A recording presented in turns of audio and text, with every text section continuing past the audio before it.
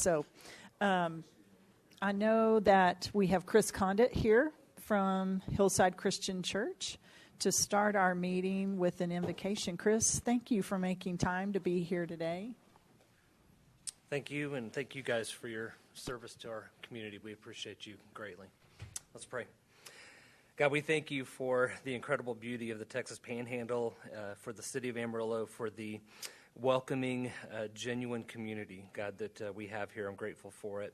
God, I come to you today just asking your blessing on these leaders that are here today. And God, as they lead and they guide us, I first and foremost just thank you for their willingness to serve, the hard work and the sacrifices that they make on our behalf. We're grateful for that. God, I love Proverbs. Proverbs is just a wealth of wisdom, and Proverbs 8:15 says that by wisdom kings reign and rulers make laws that are just. And Proverbs 4 tells us to not forsake wisdom because it will protect us and watch over us. And so, Father, I pray that all of us would do all we can to gain wisdom, but in particular for our leaders today, would they do all that they can to gain wisdom. We know that you're a generous God who loves to give gifts, and I pray that they're willing, they're humble and willing to ask for wisdom, and God then to turn around and use that wisdom, Father, to make fair and sound decisions to the benefit of our city. God, give them wisdom to solve problems, to distinguish between right and wrong, to find the best solutions, and to bring prosperity to our city. And God, maybe most importantly, I pray for them to have grace as they handle the critique and the negativity that comes along with being in a leadership role. Lastly, God, I pray for each one of these individuals because I know that besides being a city leader, they are moms and dads, their husbands and wives, their grandparents, their business leaders. They have a ton of other roles that they're playing. And so, Father, I pray that you'd be with them with the burdens that they carry in those roles as well. May they do all those things diligently and effectively. God, may today be all things decided by you. May it be for your glory. And it's in the precious name of Jesus that I pray. Amen. Amen. Chris, thank you. You'd like to join us in the Pledge of Allegiance. I pledge allegiance to the flag of the United States of America and to the republic for which it stands, one nation under God, indivisible, with liberty and justice for all.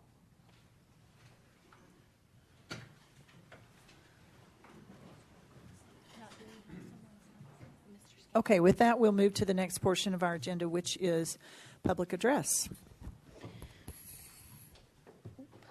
Hold on one second.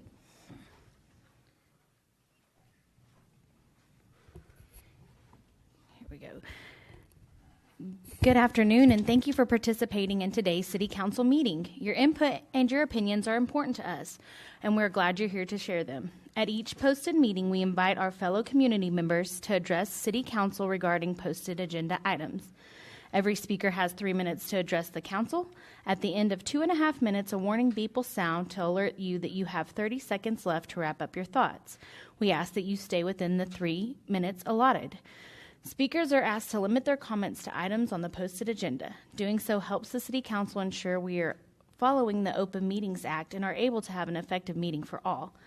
When you come to the microphone, please state your name and whether you live within Amarillo city limits. Again, thank you for being here today to share your thoughts. Our first speaker we have today is Mr. James Skank, and he's speaking on agenda items 2J through 2M, 3C through D.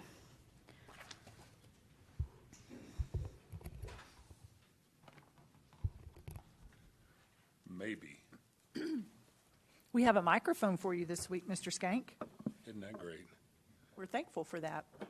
Well, you want me to sing? Yeah, Here we go. That'd be great. Okay, it's not unusual to be loved by anyone. Hey. Thank you. Does that count as part of his 3 minutes? I can cut that.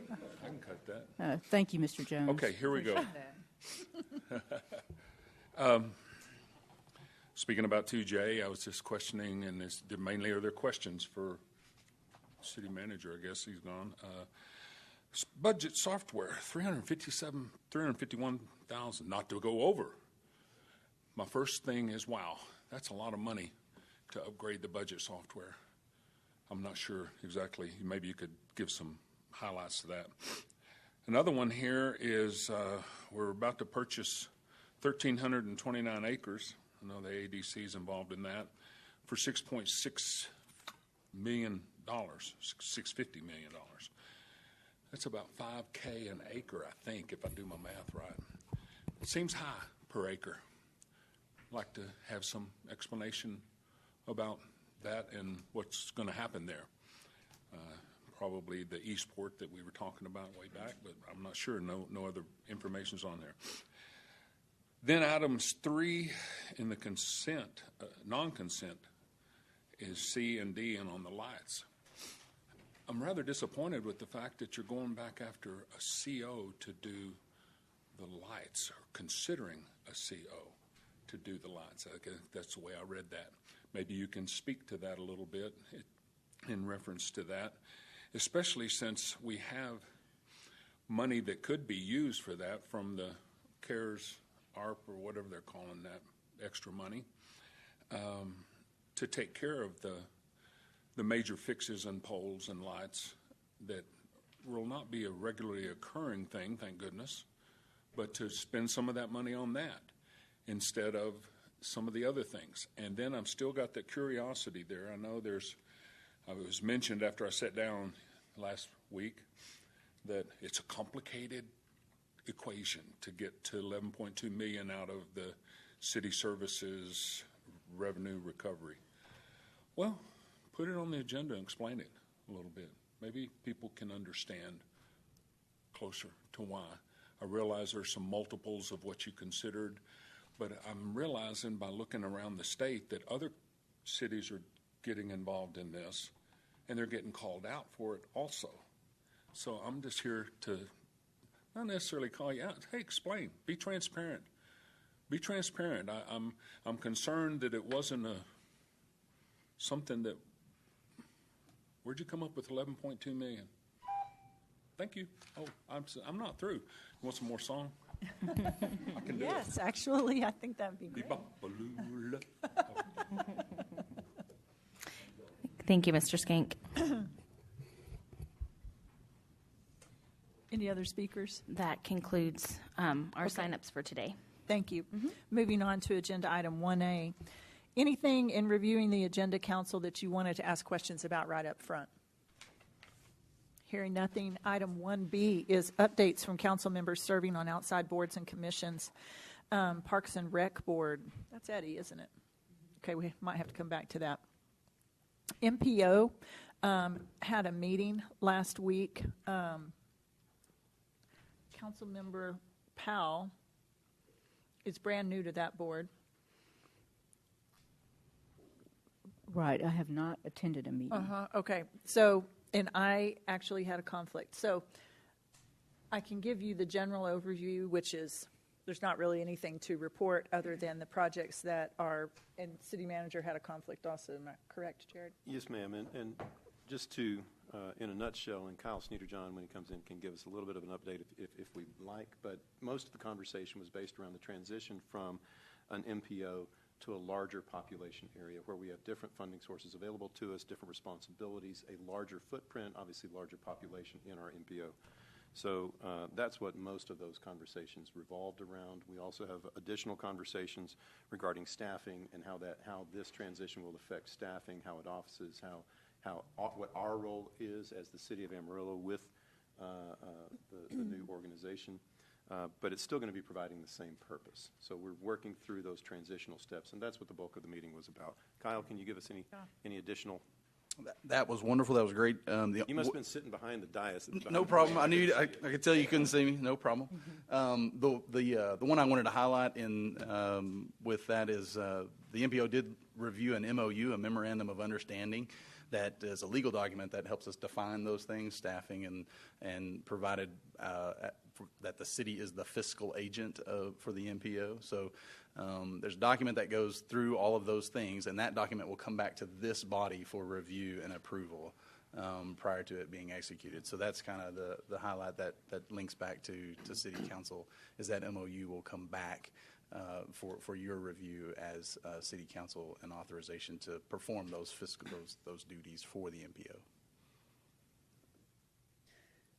There's not many questions about MPO. I mean, what they are diligent about what they do, and what they do is very important. They obviously have a lot of input into how our federal transportation dollars are spent.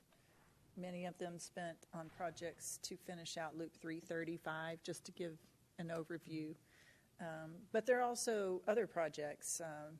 Obviously, we've replaced so many bridges in the last 4 or 5 years.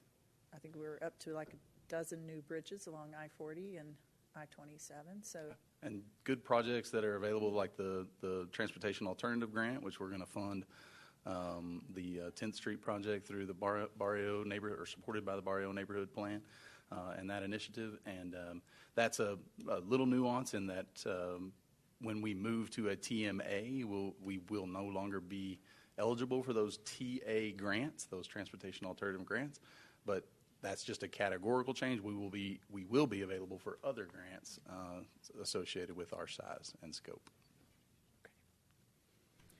okay. Y'all don't have any other questions for Kyle? All right. Thank you. Appreciate that very much. Disregard. Okay. On item 1C is to discuss an update on the Peer Reintegration Employment Partnership, or the PrEP Academy. Mr. City Manager? Well, Mayor, thank you. I'm going to go ahead and hand it off to Jason Riddlesberger to bring this item. He was out of pocket last week, so this is something that's kept for a couple of weeks, but it's also something that's got a lot of good results. So, Jason, take it away. Yes, sir. Thank you. Good afternoon, Mayor and Council. So happy to have the opportunity to kind of give you an update on how we're doing with the PrEP program. Real quickly, just want to give you a short summary explanation of what the Academy is, just so that everyone is kind of on the same page. But PrEP stands for Peer Reintegration Employment Partnership. This pilot project employs recently homeless citizens of Amarillo that are currently in the Coming Home program in the Community Development Department. The PrEP Academy is the next step in their progression toward independence. The program participants have experienced great hardship and significant barriers that have kept them from obtaining or maintaining a steady job. These barriers can include things like poor work history, gaps in employment, criminal history, or medical or mental health conditions. Jen, can you go ahead and go forward a couple slides? I want you to see some pretty folks' faces on there. So the program is specifically designed to provide peer support services. So we have peer support specialists that walk alongside the clients as they receive training, guidance, and assistance along the way. We go out and we pick up litter, we empty trash, sanitize the park bathrooms and equipment. And in addition to the work that we're cleaning in the community, we're also having them participate in bi-monthly training to better prepare for success as they transition back into the workforce. We've got some great partners in this program. The Workforce Solutions Panhandle has provided salary, uniforms, and equipment to help get the program started. Amarillo National Bank has helped our folks get a bank account and financial literacy training. This is the first time some of these folks have even had a bank account. So it's really exciting to see them get that and really start to manage their own money. Hillside Christian Church North Grand Campus is providing lunch every day and also training space for us to do our trainings. We've experienced some attrition and it's been about 6-7 weeks that we've been in operation, and we have experienced some attrition. We had a lot of people out very, very sick from COVID recently, including staff in the building and our PrEP Academy. So we're working through that, but when we do lose a participant for whatever reason, we will replace them immediately we've got a list of folks that are just waiting to get back on that in this program. So we're still learning a lot.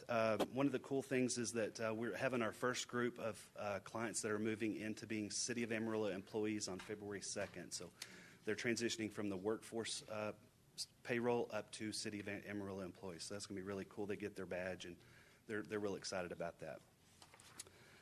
Some of the locations, I think you went a little too fast, but some of the locations we're going that we've been focusing on is our Thompson Park, Elwood Park, and the Rails to Trails. We work about 18 hours a week with this group, Monday, Tuesday, and Thursday. Go ahead to the next one. So this is a picture of us. Every morning we meet together. We want to prepare for the day and have a kind of a positive talk to the day. I've got a book here that we've been reading together. It's called Armor Your Mind by Carl Prox. We're learning to master mental resilience in the face of adversity and conquer your ambitions with confidence. So we're reading a page or two of this every day, and they're really excited to every day that we do something different and learn something new. So I think it's really a great opportunity. Plus, I have an audience that just thinks I'm hilarious because I also give them a dad joke for the day. So I love that for myself. So we have a great time together. So go ahead for the next one. So this is Bridget Reese. She's one of our peer support specialists here on the left, and she does an outstanding job. We've got great peer support specialists. They have lived experience, and they work alongside of our clients as they work through the difficulties that it comes with this. You can see that one of our employees there is carrying a 33-gallon trash bag. That's what they use every day. Those average about 20 pounds per bag. Our clients are averaging about 43 bags each every day. So with that 10-person crew, we've got 430 bags that they're cleaning up every day. That comes to every week, that's 1,290 bags of trash. And I like to add the math here. For the week, 25,800 pounds or 12.9 tons of trash that they're removing every week. So that's pretty cool. Go ahead and go to the next couple slides. One more. So we've had some really positive news coverage from the local news agencies, and we've also had some great feedback from the community through Facebook and things like that. We've actually got a lot of people that are very interested in someone they know that would be a great addition to the program. So we're looking forward to moving from coming home clients to others in the community as well. So we're looking forward to the future of the program. And one more. So I'm gonna just because I like to brag, I'm gonna read one of our great positive feedback. This is from Sandra. She says, "Wow, I'm beyond impressed. I walk my dog every day on the Rails to Trails from Crockett to Georgia, and until now it could have been called the Rails to Trails dump site. Litter everywhere. Yesterday I saw your department's red van on the trail near Crockett and heading toward Georgia. Today when I walked my dog, it was unbelievable. No trash. I hate that people litter, but it is gratifying to know that there is a program to help keep the park spaces cleaned up. I've done more than my share of trash removal on that stretch of Rails to Trails, but nothing compared to what the prep folks have accomplished.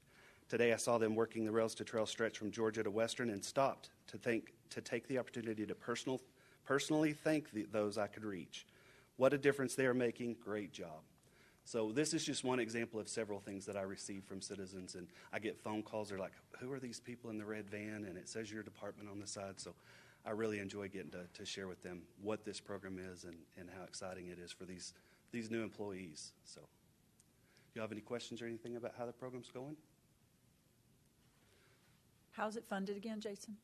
We have money through the ARP, and it's up to this point, a lot of our funding through Workforce Solutions has kind of got us the start. So honestly, we haven't even really gotten into the money that the city has provided. Our partnerships have really had that huge assistance to get us in this starting point here. So Going forward past those funding sources, will this be something that your department hopes to continue? I mean, obviously, you're sort of piloting it. You're going to see, do we think it's effective? Should we have permanent funding in place for it? But that's exactly what we're wanting to do, is to find out, is it working? Is it doing what we set out to do? Is it actually putting folks to work? Is it moving? Because this isn't where I want these folks to end up. I don't want them working 18 hours a week in this program. I want them moving on to other programs in the city, other full-time positions, maybe other part-time positions, maybe Amazon, somewhere in the city that's hiring. We want to be able to, like I told my employees, I tell them, I want to be able to give you a great recommendation letter that you come to work every day, you work hard. I want to be able to give a personal recommendation for you to go to the next step. And so a lot of our folks have, things in their past. You look at their resume or you look at their application, it looks like, well, they haven't worked in a long time, or they have maybe a felony on their record. And these are things that we can work past and help them get past these things to be successful and get back to the workplace, because they want to be there. They want to work. good. Anybody else? Sounds like a great program. Appreciate it. Hope it all works. It's very rewarding for me. I know that. Just getting able to see them every day. I think I'm touched every day. So I was at a conference last week, and I picked up a flyer on a grant program that I thought this might qualify for. Great. So I have that information. I just want to get that to you so that you and your team can look at it and see if it's something that Amarillo should put in an application for. love it. I'm getting calls from other cities. I'm getting all kinds of people are asking about the program because apparently it's going out in the news, And I'm getting a lot of calls, well, what are you doing? How does this work? And so I'll be curious to see if others pick up what we're doing too. So. Good. Well, I love that it's about taking care of those people, and they are valued people in our community, but it's been a long time since someone has told them that. So thank you for what you're doing. Appreciate it. Do you have a question, Councilmember Stanley?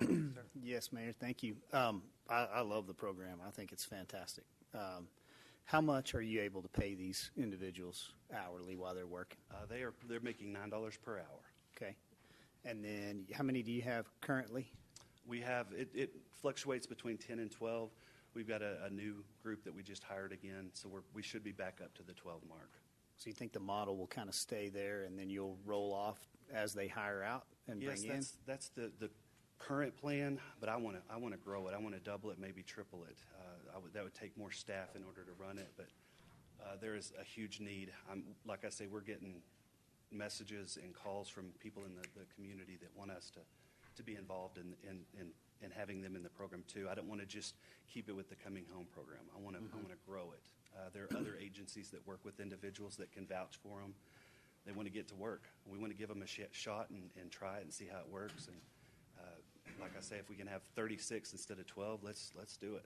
And then we can move through those. Those 36 graduate and move on to other jobs. Let's bring a new 36 in. So. What's your goal on the program? Like for these individuals, are you setting a goal of 12 months and then kind of graduate, or is it longer or shorter than that? No, I would say even shorter than that. I think if they're doing a really good job, and I think around 6 months, if they're looking like they're and they tell us, hey, I'm ready to do something more, I could even see some of them moving into a supervisory role for this program, that they would be good peer supports, that they could actually be in the program even longer there. But yeah, I think around 6 months would be a good idea to see where they're at and maybe move them on if they're ready. If they're not, it's just like the Coming Home program. There's no set, way or time limit that it's going to take for them to move on. So if it takes a little longer, I want to work with them. Yeah, that's fantastic. And so are you currently tracking? I know with our homeless population, we track, maybe at one time we had 750 homeless, and now we're down hopefully below 500. Do we have a way of tracking this program and what it's doing as far as moving forward and funding it, seeing like how much we're accomplishing and what that would have cost our city in other departments? I don't have that, but I think it's great. I love to figure out ways to track and have metrics to show how something is successful. I think if we could have some metrics, it would really help us make sure that we had, all of the resources that you need to keep this thing growing and going and really get it to do everything you want it to. But no, I'm very supportive and really like it. So hoping for really good things. Me too. Thank you, Jason. All right, thank y'all. Item 1D is to discuss the reconstruction of Western Street, Wallace Boulevard, Hagee Boulevard, and Port Lane. Mr. City Manager. All right, Mayor, thank you. We've got Assistant City Engineer Jackson Zaharia to give us the item. I know that you all have received questions, probably primarily about Western Street, but also on all these streets. And we wanted to just equip you with information, up-to-date information on what we've accomplished so far, what we're working on right now. Looking forward, what's the timeline for completion? What are some of the major milestones that we're going to see? So, Jackson, take it away and walk us through everything. And then he can answer any questions you have. Thanks. Good afternoon, Mayor, Council. Like Jared said, just here to give a progress update on the reconstruction project of Western Street, and then as part of that contract is also the reconstruction of Wallace, Hagee, and Port. Does my remote work? I don't think so. Yeah, thanks. Jennifer, could I have you run the slides? Anyway, just first of all, a little project background. I'm sorry. Okay, take a minute. I don't think my remote's working. Get it working. It's okay, it's the clicker, I think. Okay. Just tell me and I'll. Yeah, go ahead. Sorry. You can go ahead and move to the next slide, if you can. I guess I'm not seeing it. So I'm assuming that means y'all aren't either. There we go. Okay, I apologize. Okay, so just quick, a little project background. Council awarded this contract back in August. The contractor is J. Lee Milligan. Total contract amount about $10.4 million, and funded with the Community Investment Program, Proposition 1 bond funds. Construction started 1st of November. The scope includes a full depth replacement of the pavement section on those two corridors with basically phased construction so that we're not tearing up the entire project at one time. You can move to the next one. First, I'll just talk briefly a little bit about the Wallace Boulevard, Hagee Boulevard, and Port Lane corridor. The project limits there, Wallace Boulevard from Research to Hagee, and then Hagee Boulevard under Amarillo Boulevard, and Port Lane to Wolflin. The current work there is on Hagee between Wallace and Amarillo Boulevard. We've had, if you've noticed that, we've had a couple challenges with some conflicts with franchise utilities there, but our contractor's been doing a great job of working with those utilities, the local property owners, business owners, and overall that construction is still on schedule for completion near the end of the year. And then Western Street, the project limits are from 34th to 49th, and the current work there is between 45th and 49th on that phase, with final completion anticipated next summer. Just a couple success photos here. These two photos were taken about a week and a half, 2 weeks apart. This is at the intersection at 49th. Was closed. It's now open. New pavement. I'd like to show that. And then kind of the same process currently going on at the intersection at Republic, and that even with the weather coming up next few days, they're intending to get that back open to traffic next week. That's really all I had as far as an update. Would take your questions if you've got them. Questions, council? So what is the expected completion date, you think, for these projects? Of the overall contract, about June of 2023. So, and they're working in both on Western and the Wallace-Hagee Port Corridor simultaneously. Mm-hmm. So that Wallace piece will probably finish up sooner than the Western. Okay, so you think the Western piece of the project would be 2023, June of 2023? Yes. Okay. Howard, you had a question? I was going to ask what she asked. Okay. Yes, Cole. Yes, ma'am. Thank you. Jackson, on Western, concrete paving is what it looks like we've got going down there in lieu of asphalt. Do you mind updating and educating on what the issue was maybe with Western and why it wasn't just a typical asphalt? Sure.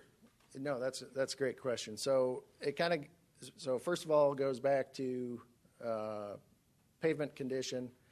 And so the reason we're working on both these streets is they were identified as poor condition, needing a full depth reconstruction. And then what we did is we basically did a life cycle cost analysis on both corridors. And on Western in particular, just due to the amount of traffic, the type of traffic, the long-term cost of a concrete pavement comes out essentially cheaper in the long run for the city. Marginally different, marginally more expensive upfront construction cost, but substantially reduced maintenance costs over the long term and life cycle of the pavement. Just a better value for the concrete as far as long-term longevity. Better value for the city. Okay. Yep. And that was just a determination based on engineering and design. And that was originally proposed that way, wasn't it? Yes, it was. I had just received some questions on it as to like, man, are we putting asphalt over the concrete like you would in a highway or something? And so that will be, I don't know that we have any other, do we have any other main arterials that are concrete paving? Or will that be probably like the most notable Yes, we do. Kyle, one? come on. There up are, Centerport, I believe there's a concrete paving Oh, yeah, that's section, right. just due to same thing, truck traffic, that type of thing. Right. So one of the other things that makes that particular corridor work very well for your concrete is that our utilities, if you think about it, we have those side streets in that area too. And so a lot of our major and large utilities are not underneath that concrete. One of the detriments of concrete paving is if you get a leak in a water line, it doesn't come out where the leak is. It comes out a half mile down, or the possibility of coming out a half mile down. And so chasing utility issues become problematic. This opportunity in this corridor worked well for those challenges as well. Okay. Thank you. Appreciate it. Sure. I just want to follow up on some of the why question too, and I'm more in kindergarten when it comes to actually understanding the operation and the construction and the design, but a lot of the people that ask questions are in kindergarten with me. So just why we're doing this is because that road is failing. Is that correct? And what that means for drivers is it has giant potholes and they come up quickly, like when we have an ice storm or some weather event that triggers, and so they're a hazard on the road. Is that correct?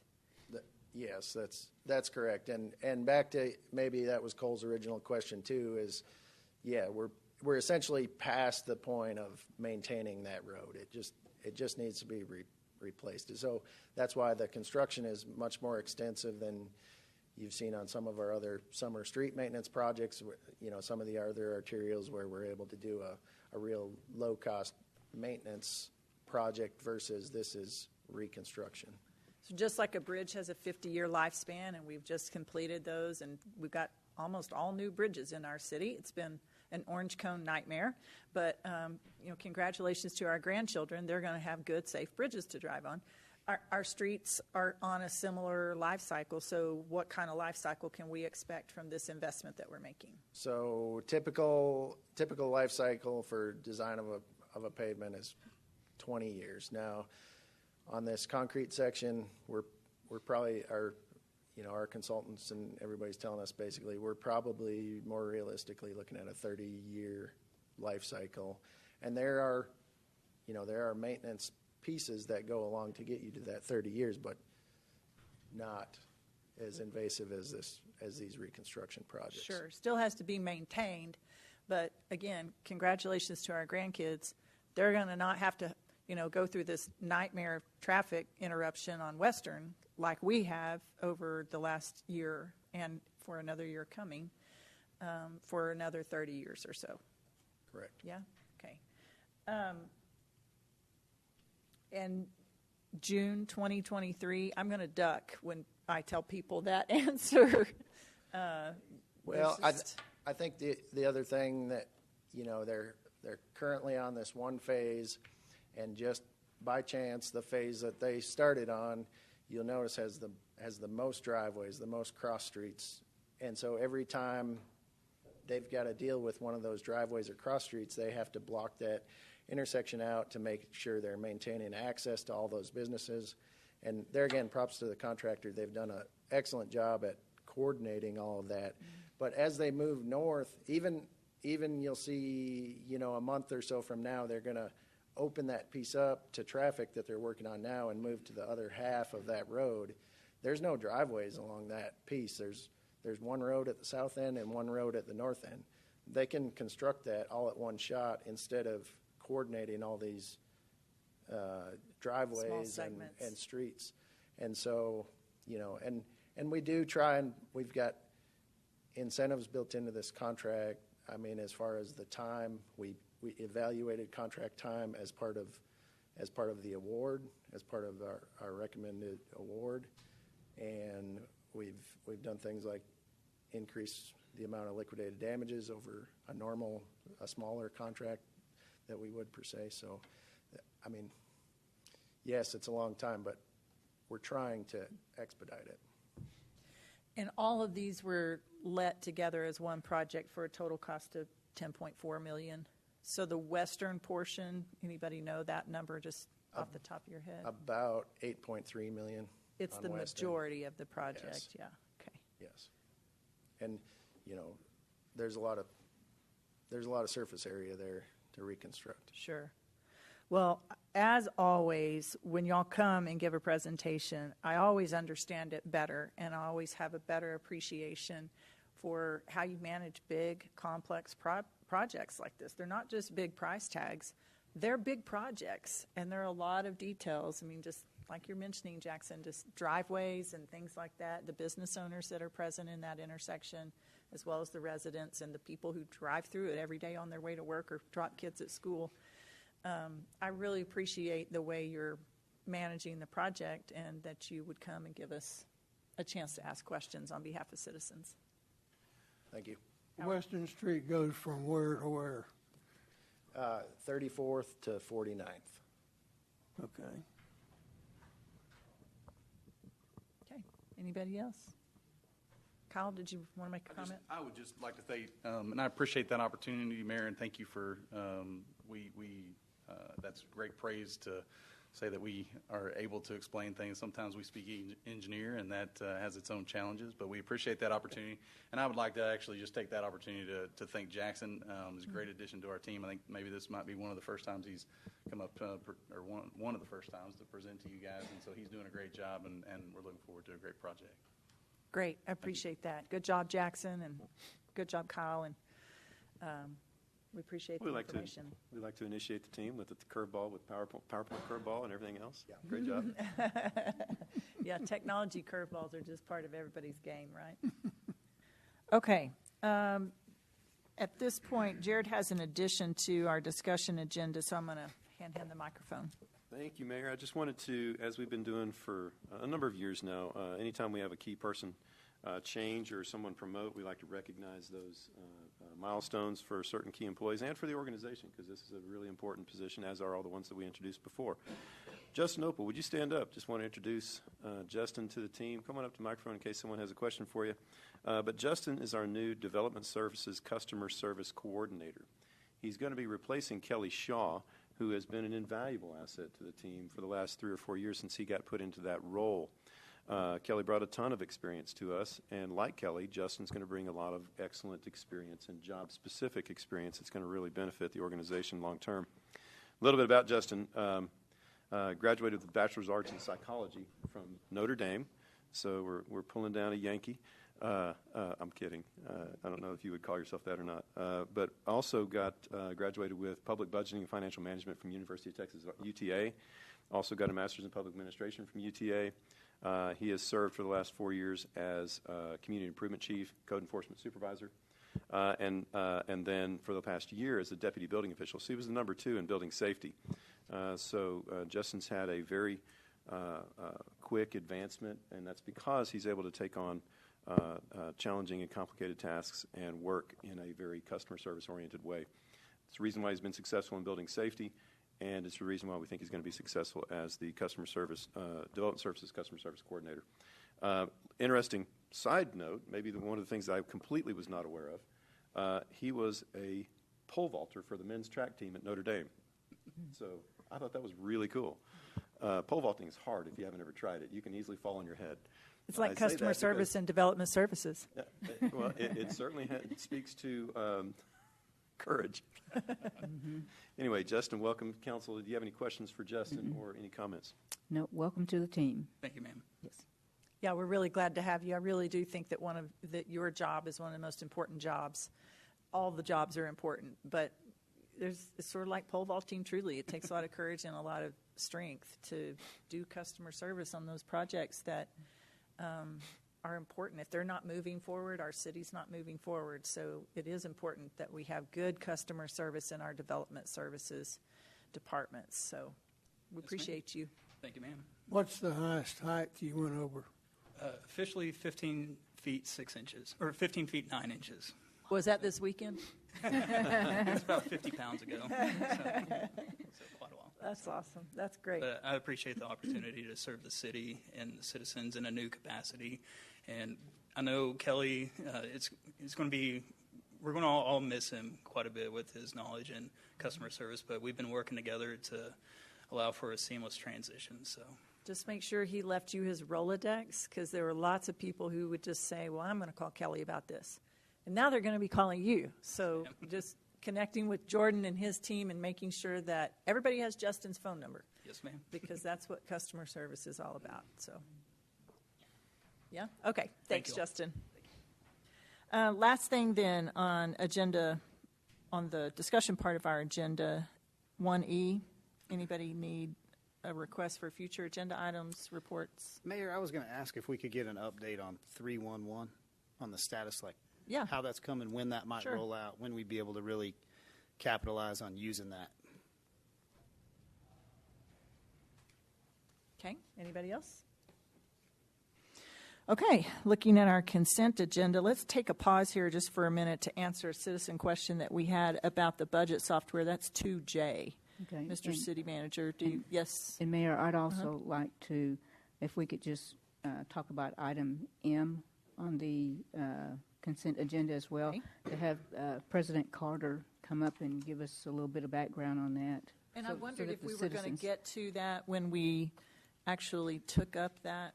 I think it's in the consent agenda, I Yeah. believe. Talking about the land purchase? Yes. Confirm We can, that. we can absolutely touch base on that very quickly. Yeah. And answer any questions you've got. We've got Kevin Carter in the Okay. room, so. So 2J first and then 2M. Yes, ma'am. Good. Thank So you. on 2J, and I'll give a real brief introduction. If council has any questions, we have Laura Storrs in the room. She can answer all the questions. But in essence, our budget software is dead. We have enough. We Band-Aided it together enough to keep it running for the rest of this budget year, but it will not be capable of preparing next year's budget, creating the budget, and managing that budget. So this is a Band-Aid solution. I see we have Debbie Reed in the room, so you want me to call on Debbie to come on up here? Debbie, come on up, and she's our Director of Finance, and Laura Storrs, Chief Financial Officer, so both of them completely in the loop on this. But this one-year extension, this is a one-year contract, this is a Band-Aid in and of itself.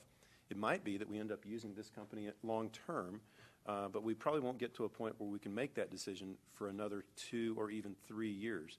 So whatever we do this year, we're probably going to need to do for the next 1 or 2 years. But Debbie, touch on anything I didn't get, and then we can have council ask questions if they have. Right, it's a one-year contract with 4 annual optional renewals. I'm out of breath because I just scooted down here fast. But so the total cost that you see there is for the not to exceed for the 5-year period. So, and the vendor is, they're going to upgrade us. Our current software is not functioning, so it's a tool that we absolutely need. The city has a large budget, over $400 million.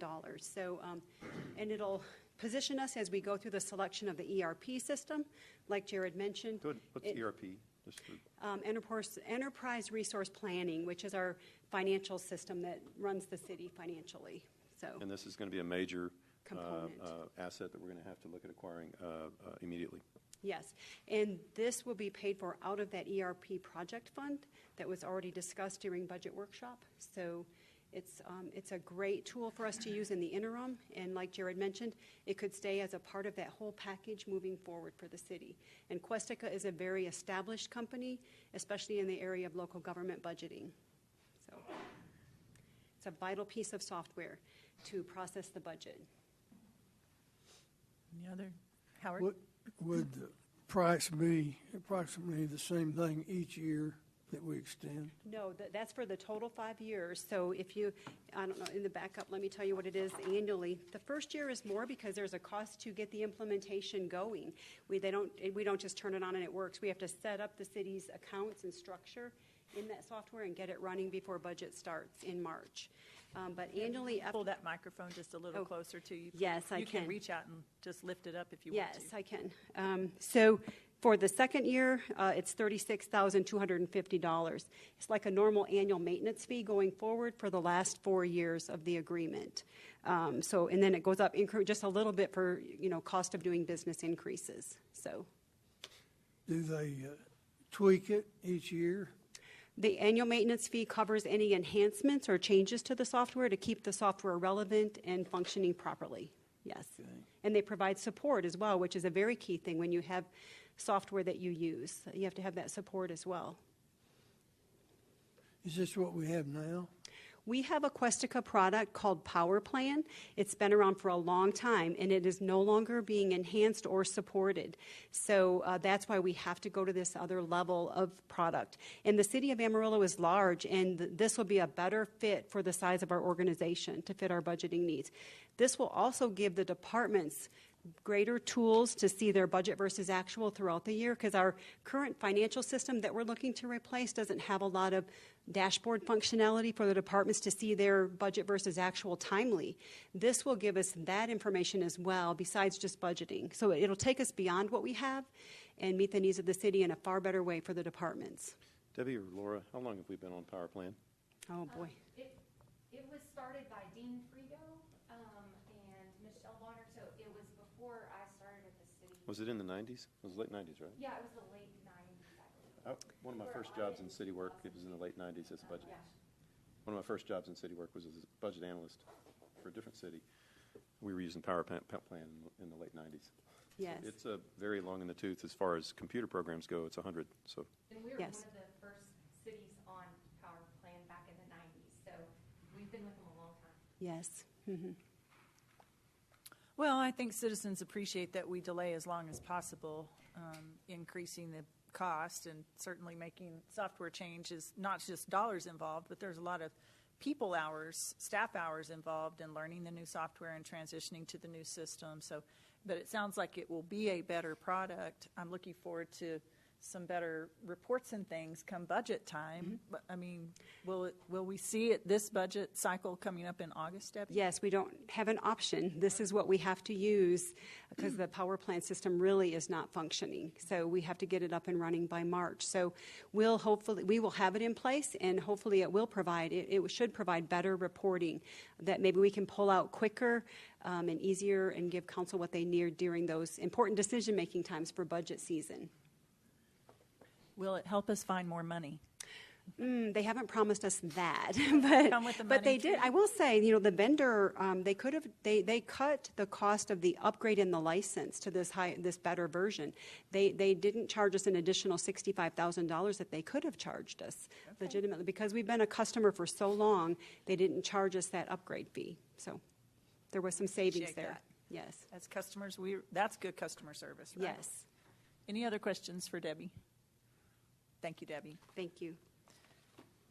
Okay, and then Jared, 2M, an explanation from the EDC team. All right, so we've got Kevin Carter, President CEO of AEDC. This is a land acquisition to prepare ourselves for future economic development activities and also to capitalize on the imminent construction of the Northeast Interceptor. Kevin. Yes, sir. We don't have a picture. There's no PowerPoint with where this is, but you can describe it. Yeah, Mayor and Council, this land is located on U.S. Highway 60, and one of the connecting roads is Parsley Road. It abuts up to land that the city already owns and AEDC owns, 1,329 acres. The sale price of that is $6,647,650. We did have that land appraised. We feel this, the land came in, the appraisal came in at $5,265 an acre, and we're purchasing the land for $5,000 an acre. Certainly cheaper than land that we've bought that has rail on it. We're very excited, and that's one of the main selling points of this land is that it's adjacent to the double-track main line. We've visited with Burlington Northern Santa Fe Railroad. We certainly can have access to come off of that and to develop that park as more rail needs are wanted by our prospects and clients. So it just gives us the opportunity to capitalize on the good things that we've got going on. We know it may be 2 or 3 years before we use that land. I know the Northeast Interceptor is supposed to come online hopefully in about 3 years. And so it'll allow us to capitalize on that added capacity out there and capitalize on what we're doing. Okay. Thank you, Kevin. I appreciate that. I just wanted Mr. Skank to have a little bit more information as well as our citizens that are watching so that they understand, the cost of the purchase of the land. So. Yeah, and absolutely. And also our board approved that on a 3-0 vote last Wednesday as well. So appreciate y'all. Yep. Thank you. Okay. Any other questions or concerns about an item on the consent agenda? Okay. Do we have a motion with regard to the approval of the consent agenda? Yes, Mayor, we do. I move to approve the consent agenda as presented. Second. It's been moved and seconded to approve the consent agenda. All of those in favor, please say aye. Aye. Anyone opposed? Okay, that item passes with a 4-0 vote.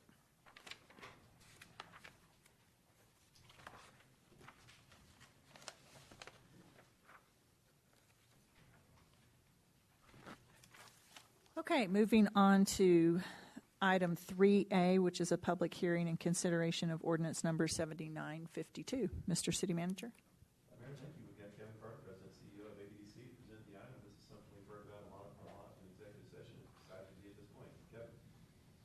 Yes, Mayor and Council, this is ordinance number 7952. This is consideration of a reinvestment zone.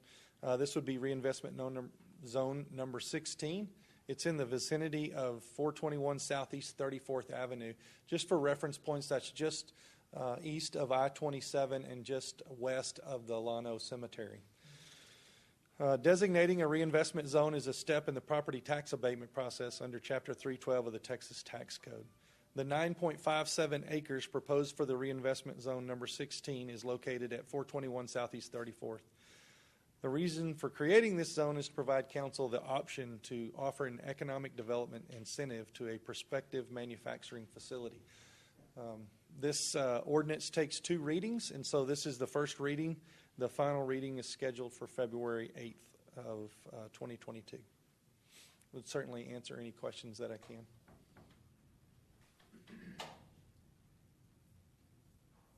Just as background, Kevin, this is something that's not unusual for the EDC to do. This is like, my guess is you have these numbered as far as the number 16. Yeah, I knew it was up there. So over the life of EDC, we've done 16 of these, and we do them as small tracts. Can you talk just a little bit about that for any citizen who's wondering, well, what is this? Can I do this? Yeah, instead of that 1,329 acres that we just bought, just for instance, we can't designate that whole 1,329 acres at one time as a reinvestment zone. Has to be project specific. I can talk to this building. It's the old Anderson merchandising building that's been kind of vacant for how many ever years. Parts of it have been used at one time, either the front or the back side, but not the whole building. We're very excited about the project that we're going to bring to you on the 8th. And it'll be good reuse of an existing building that's just kind of been sitting there and not being utilized to its full capacity. And so, like I said, like the mayor asked, the reinvestment zone just allows the city council to offer the incentive that we're going to ask for at the next meeting. But they are numbered, and that's just the way the state. They're good for 5 years, and they have to be renewed. Mm-hmm. So. Any other questions? Cool. So as of just kind of understanding and learning more and more about the AEDC and how it works, and so it was helpful a couple weeks ago to get with you and see that there's a criteria that's been mapped out that's for the entire public, and any qualifying business that meets those basic criteria can then apply, and so that this isn't just quite or can look a little arbitrary sometimes, that maybe it's just we like this project, we don't like that one or whatever, and that's not how this operation works. And that really is kind of the role that you fill in bringing and helping kind of all ships rise with the tide, so to speak. So I think that was just helpful for me to know. Didn't quite realize from the outside looking in that there was a given criteria that if you meet that criteria, you're able to apply. That's correct. And I have to hats off to Andrew Freeman. Right before I got here, Andrew was in city economic development, and our EDC team got together and put these guidelines and criteria together that kind of put a matrix out. If you're at so much level, you qualify for so much tax abatement. Obviously, you can certainly change that with your vote or a consideration, but it's just a guideline. It's a great tool for us, and I will tell you, it's been copied many times across the state because we put those guidelines together in a great manner. And so, like I said, it's just a guideline. You still have to vote on that each and every time in the consideration, and that's what you want to do in your role. And so Thanks for the comments, Councilmember Stanley. Anything else? No. Okay. At this time, we'll open a public hearing on this matter. Anyone wishing to speak for, on, or against item 3A on the agenda may do so now. Anybody present who wants to do that? Mr. Skank?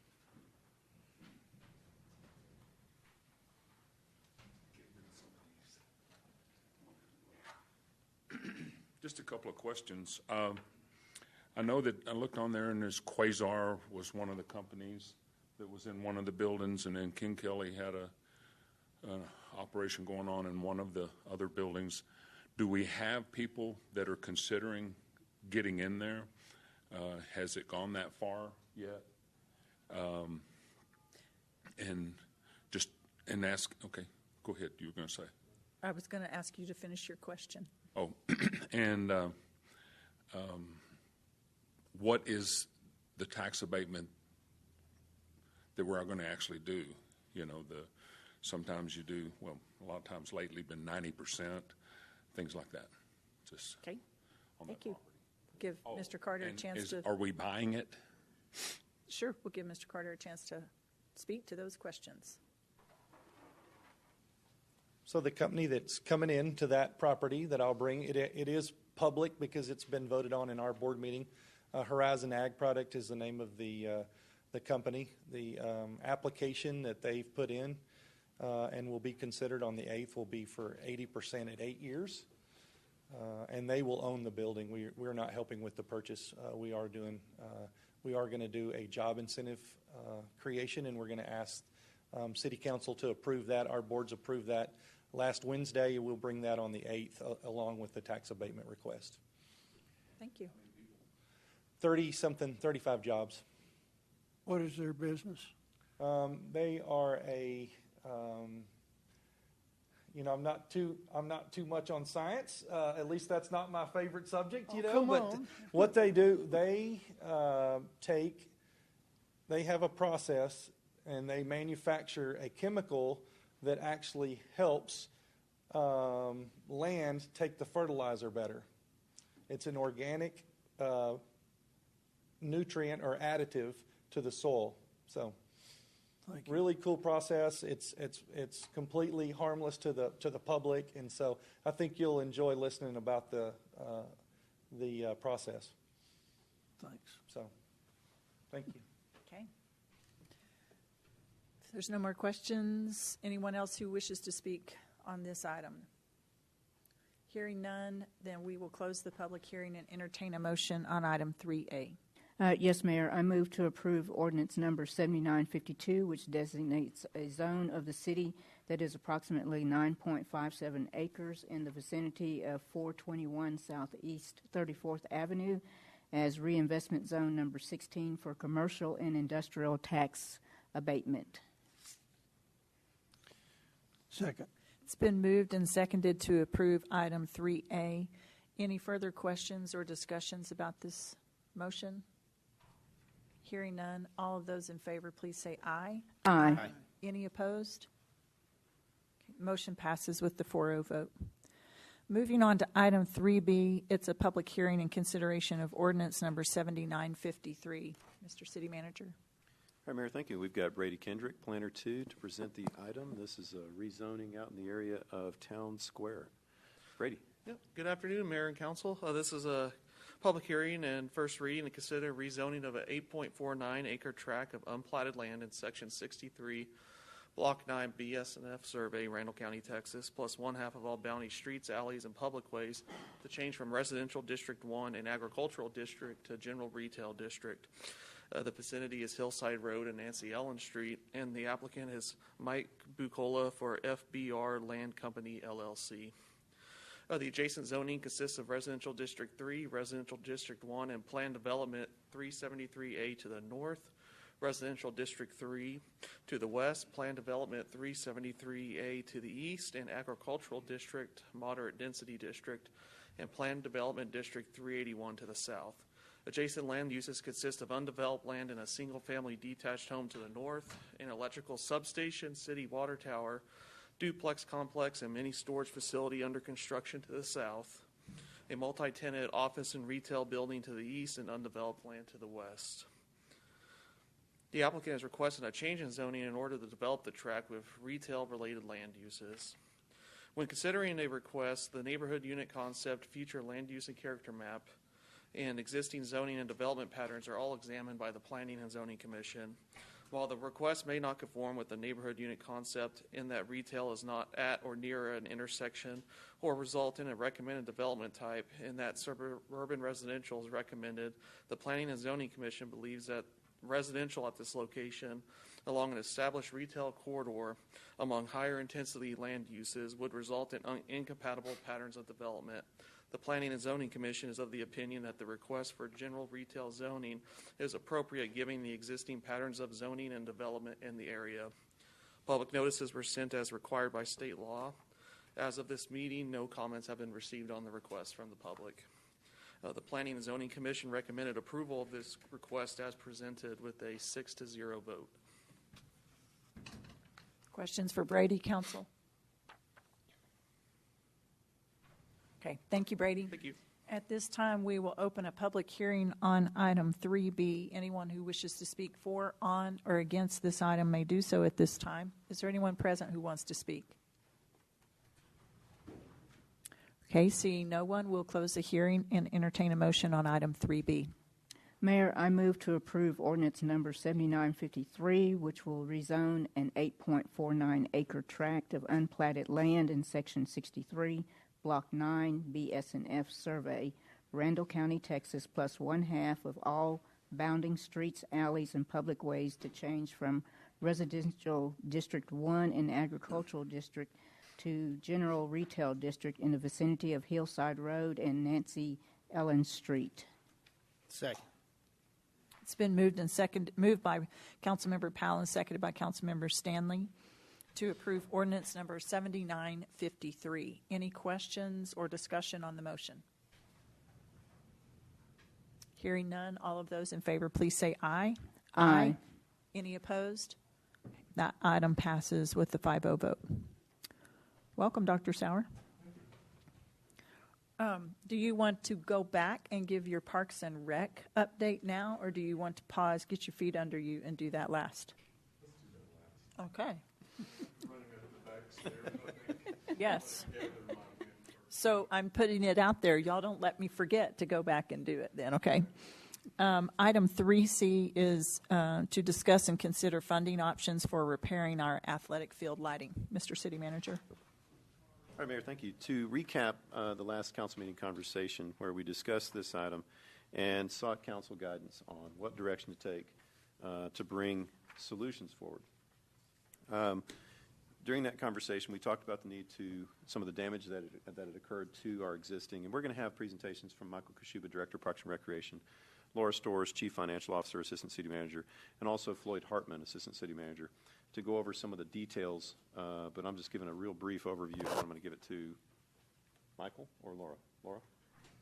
Am I going to give it to Michael or you first? Okay.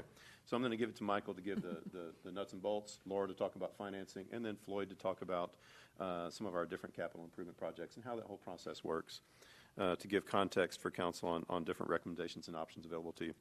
But during that conversation last week, while council was not of a uniform opinion, the consensus conversation from that, what I took away from it, based on council guidance, was to prepare ways to do the project, to do the full cost of the project, also calculating in the inflation that is projected to happen on the project, which could be as much as 30% on materials. We have factored that in. We have also, so we've done a notice of advertisement, which is item D, which would be for the full cost of the project as a capital, as a certificate of obligation, and that would authorize notice of intent, authorize us to publish notice of intent to issue certificates of obligation in the amount of $9 million to do the full project. We also would then present, and Laura will give you all this stuff in just a moment, we'll also present item E, which is a $7 million certificate of obligation, and then using $2 million of ARPA money, American Recovery Plan Act money, to fund the replacement of the lights at the fields that are located in low and moderate income areas. Like I said, there was a number of perspectives expressed. What we have prepared here is based on the consensus of council and is not designed to drive council in any direction, but to respond to council. So you have options here. You can approve any dollar amount on either D or E to... Nope. You Okay, can. well, before I jump out Yep, too go ahead. far, Laura, go ahead and give that part of the presentation. Maybe let me clarify what Jared, I think, is referring to on this. On items D and E, you have the option to, if you would like to look at issuing debt for either the full project or a portion of the project, you have to pick one of those options if you want to act today. All that does is it triggers the timing period to advertise. And I think this is what Jared was mentioning. And you can change it, though, to any number you want, and we can bring below. it back to you if you want to Yep. do a different number. You just can't exceed one of those two numbers These are when you not to actually exceed do the debt issuance. Correct? I may have stolen all your thunder on D and No, E, that but go is- ahead and that give is that. perfect. Yeah, and again, as Jared mentioned, so there's lots. We just wanted to present all options that we could think of that we had talked over with you all last council meeting, and so the ones that would take formal action by council today is if you decide you want to proceed with debt issuances, we've got those formal actions on there for you. Otherwise, on the item C, you can direct us through that item if you want to do potentially something different or if you don't want to take action at all. So we'll turn it over to Michael Kashuba now to maybe go over costs and some updates. All right, Mayor and Council. I'm Michael Kashuba, Director of Parks and Recreation. Just to touch briefly and follow up the previous conversation. One of the things we did was we outlined the different complexes. So on the screen, you've got a list of those different sites: El Alamo, John Stiff Soccer and Softball, Martin Road, Rick Klein, River Road, Southeast Soccer and Softball, and also Thompson Park. So those were the athletic fields that we designated that are separate from our normal park lights and also separate from our court lighting. When we talked last week, I think there was an urgency to move forward to obviously take advantage of current pricing and not run into potential increases in price. And so what I did was I put together just a very high-level summary of some different purchasing options that staff will consider when purchasing a product or a service. And so really what we saw was three different ways to do this, whether it's done through cooperative purchasing, which is typically done and used for more unique items, things like playgrounds, where it may not be comparing a true apple to a true apple. So it's more of a unique consideration. The pros is you can move really quickly. The cons is that it's not as, it's been competitively bid, you just don't have the local competition. One of the other options is you could bid the materials only, so that would allow us to move forward purchasing the poles and the lights to make sure that we don't see those increases. It would require some sort of specification for us to be able to bid that scope of work out. Typically, the purchasing process is about 3 months from the time it starts to the time it gets to council. There would be bid competition there, so you'd have multiple vendors that could apply for it and could submit bids. Obviously, it's a little bit longer lead time than if we were to use a competitive purchasing. The other thing is to bid the complete project. That would be going in there, providing all of the electrical drawings, all of the labor and work to do that project. And so, again, that would be approximately 3 months. That would require some specific instruction drawings and documents from our consultant.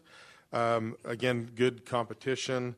Again, just a little bit longer lead time in terms of turnaround. So those are three different options in terms of purchasing. When we talk about budgetary numbers, these were the numbers that we presented last time. All of these projects adds up to about $8.26 million.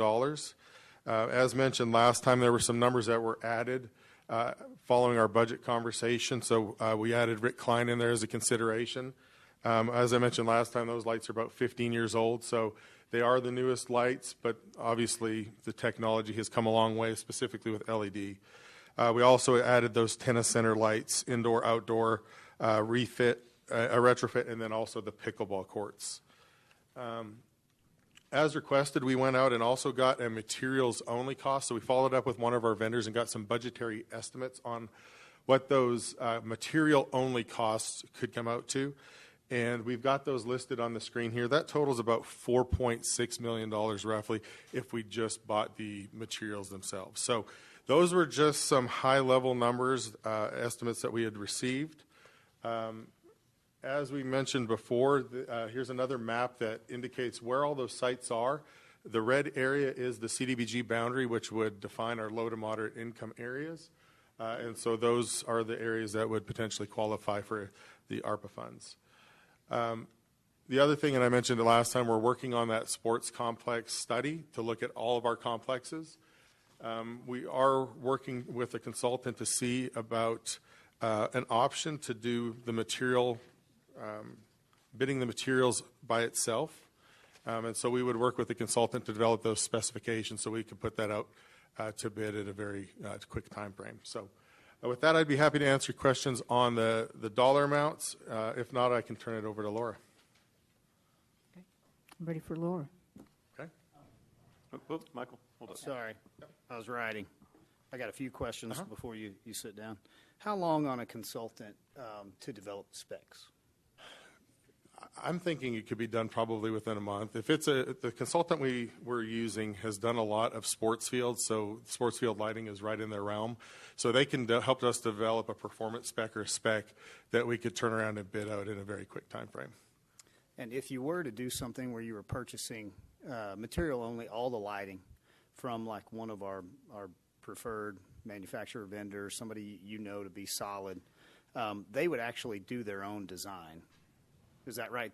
Most of them have in-house engineering? Yeah, typically they'll work with a design consultant based on the configuration of the fields to lay out those fields. So they'll work with those design consultants to make sure that it's in the right place. Probably the same amount of time either way, if you went straight to the vendor or if you had a consultant do your specs?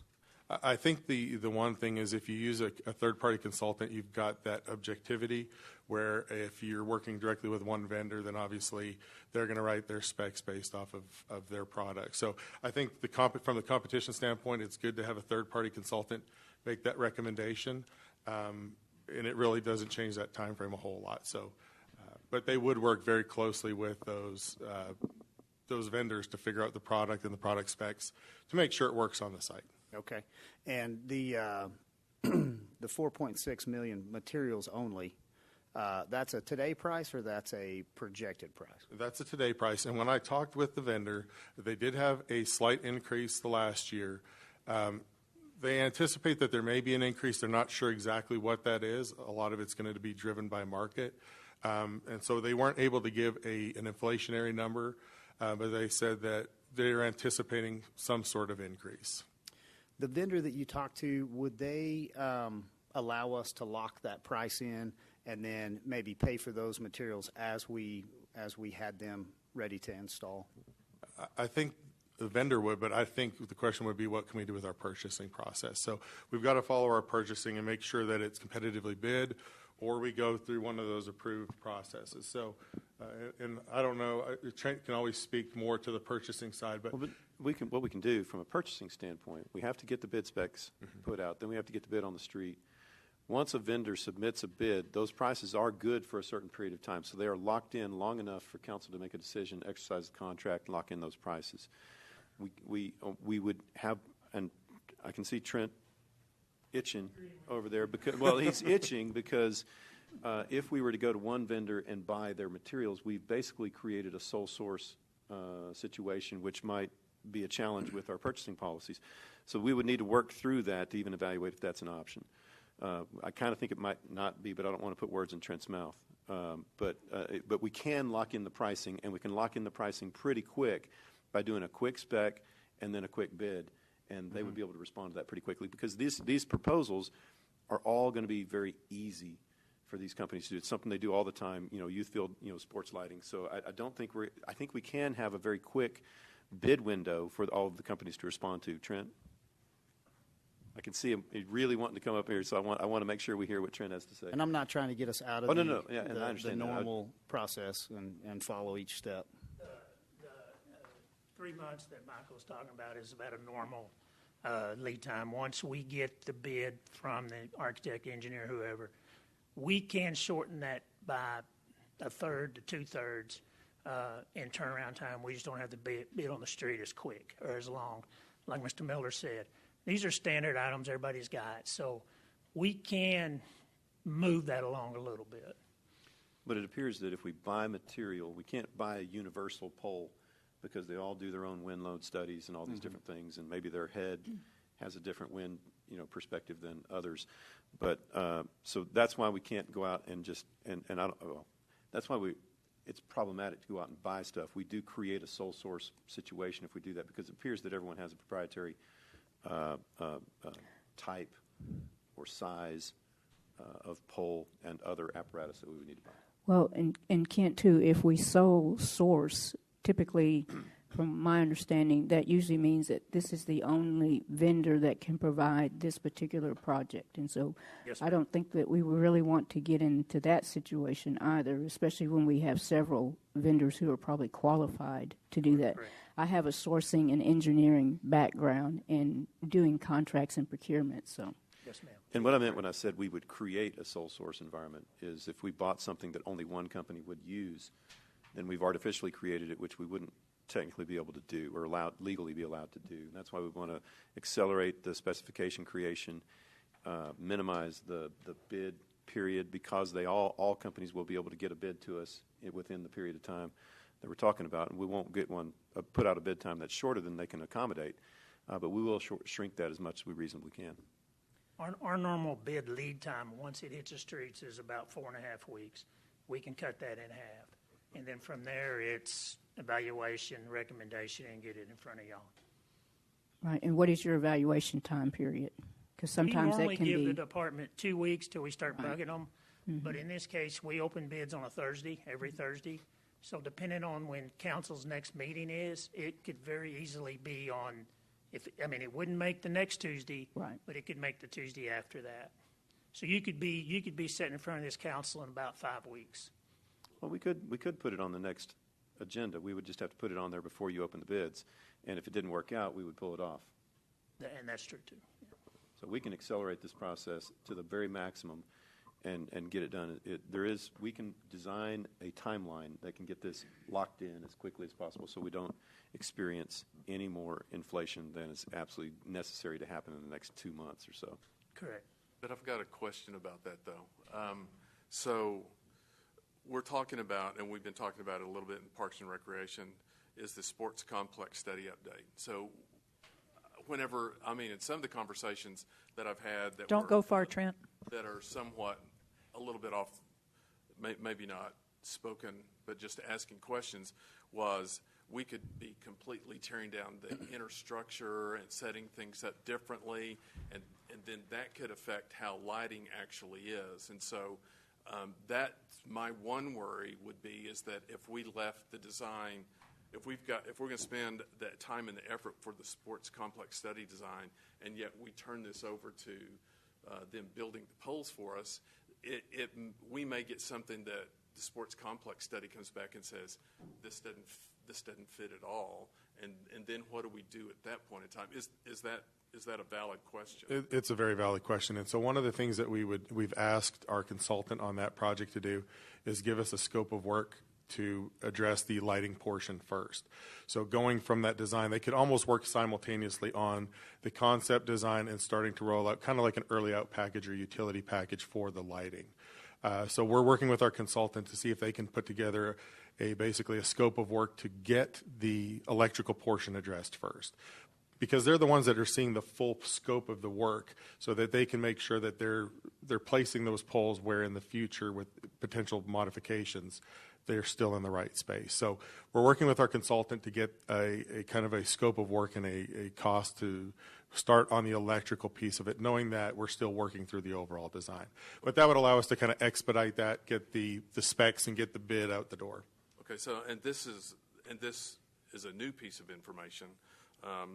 So could the fact of what was announced by Kids Inc. at 1 o'clock today and the scope of that $30 million project, could that also change some of the configuration maybe or the importance or the things that we end up doing with our sports complexes that actually builds upon the Kids Inc. sports complex that got announced that they're going to start their fundraising on today.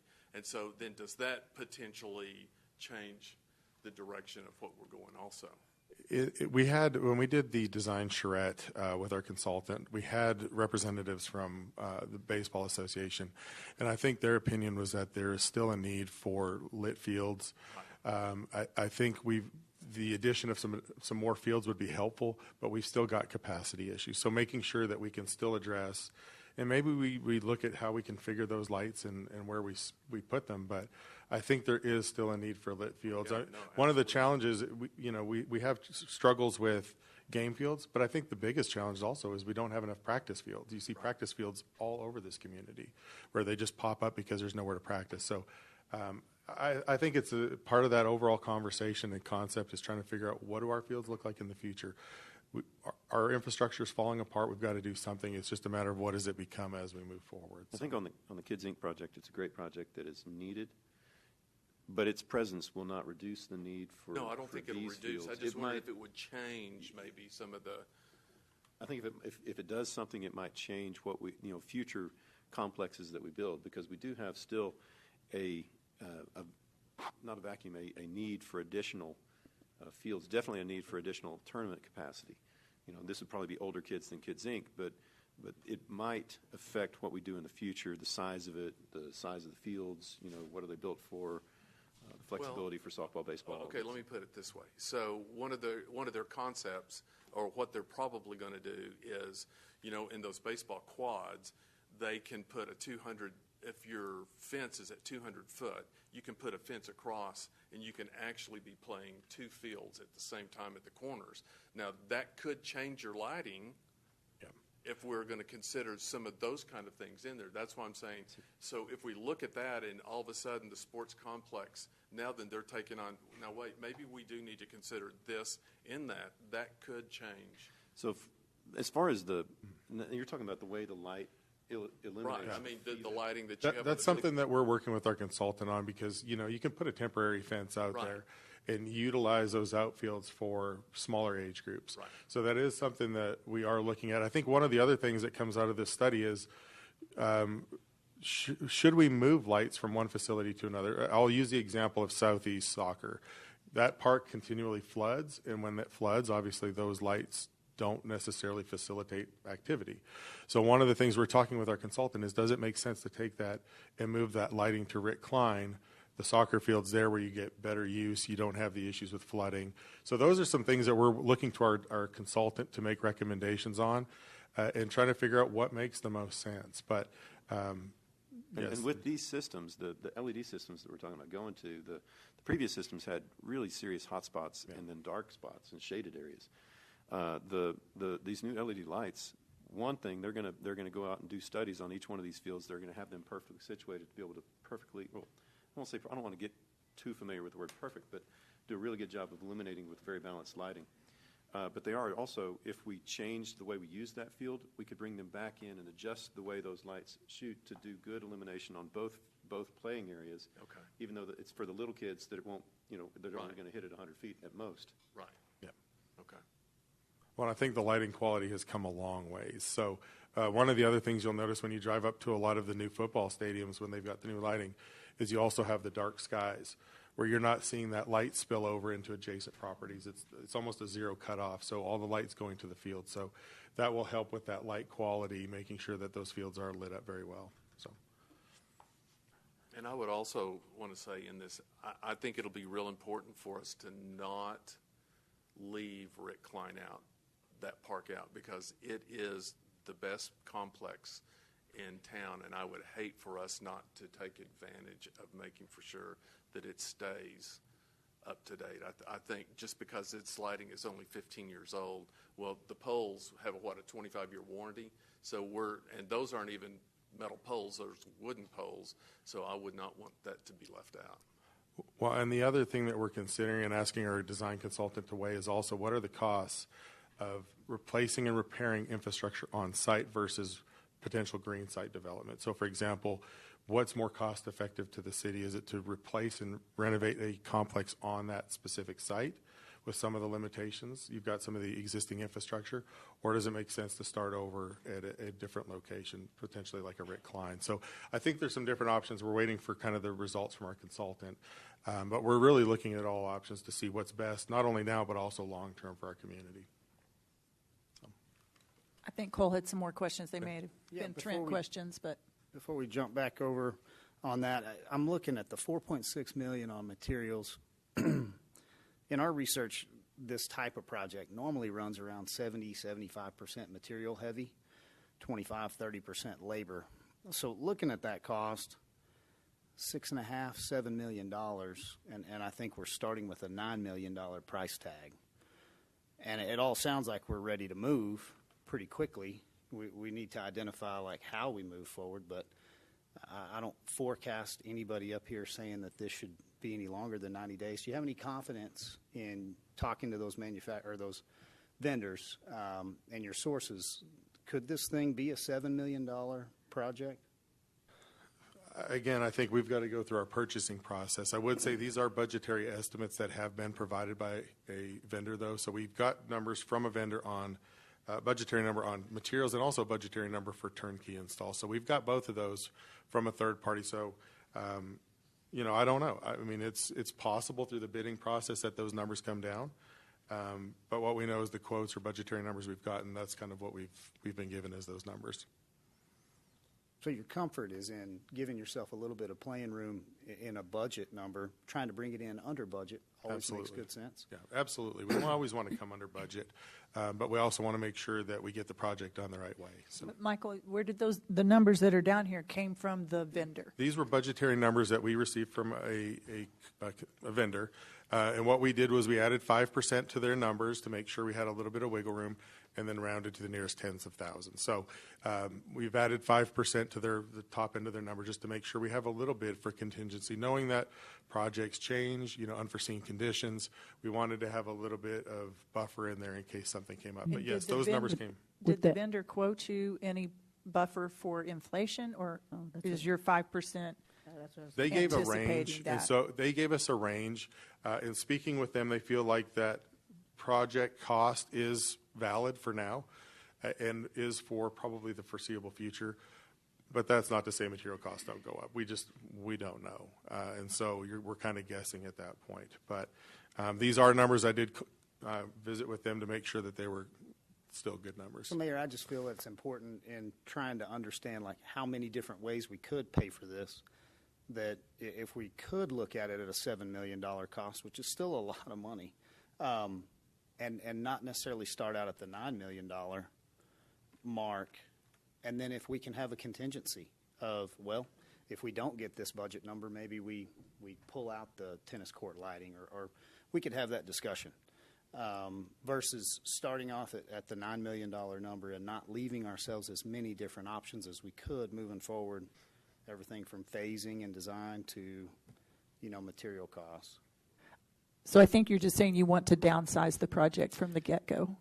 What I'm saying is I would like to see if, without downsizing the project, is $7 million an accurate number today? Could you go out, if you had all this designed, would you have any confidence in saying you could sign a contract today for $7 million? Well, the 8.2 today. That's part of the process that we go through with Trent. I mean, that is the procurement process. And we're not going to spend more than it takes to bid the project and the materials it takes to do this project. And so, Trent, if you don't, I definitely want to answer that question. And I had a question for Trent just on high level. We've done quite a bit of bureaucratic talking about process and procurement and how our purchasing process works. But just on a real high level for any citizen who might be turning in today, and this is the first time they're watching a city council meeting, we don't just have that process so that you have a job. You're really good at your job, I'll say, but why do we have that process there? Because the process is related to the question that Council Member Stanley is bringing up, which is how do we know we're not overpaying for these things? That's a good question. I mean, in procurement, we are bound by state law. Once it becomes a $50,000 process, it comes to you guys. And in order to get there, my office, my department, has to do what we call a formal bid, to go out with a competitive set of specifications, not restrictive. Restrictive would be one vendor, one manufacturer that can do that. So we want to put out a competitive set of specifications that gets transparency and equal and fair opportunity to any bidder that wants to submit a bid. And is that because we believe in the fair market system, that if everybody can bid on it, we'll be able to see what the actual competitive lowest price is? It is, and it's a lot like an auction. If we want to know what the used cost of a police car is, the best way to get that value is to take it to auction, because that's what the value of that car is. By putting it out to bid, those vendors that, for lack of better words, might be the top in their field is probably going to be higher. But if we competitively bid them against this other guy over here that can do the job, they're going to lower their price, or they're going to risk losing that $6-7 million project. So that's what we want to do. I want to be transparent to these guys behind me, all the citizens, to bring to you guys the best option for the city. And in order to do that, bidding is the way to go.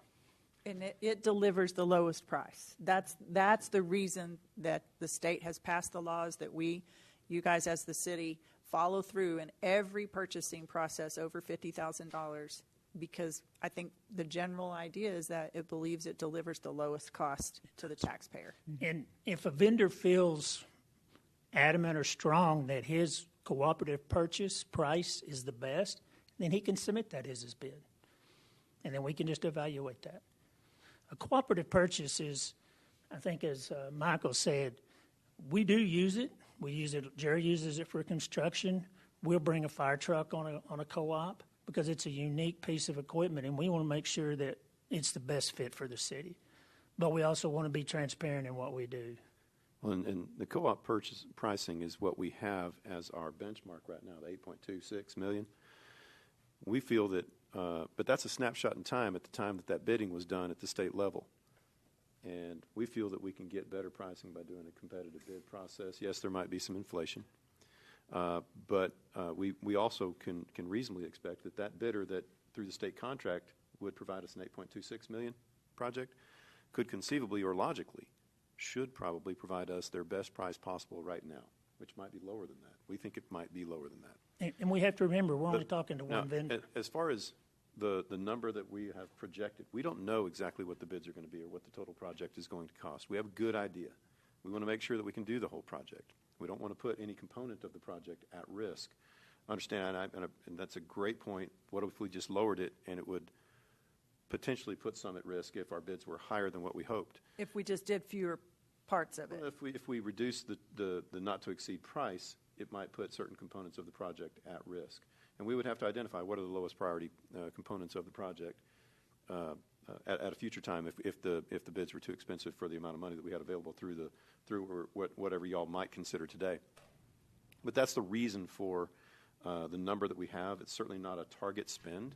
It's a not-to-exceed number, and we are going to do everything we can to spend as far below that number as we possibly can.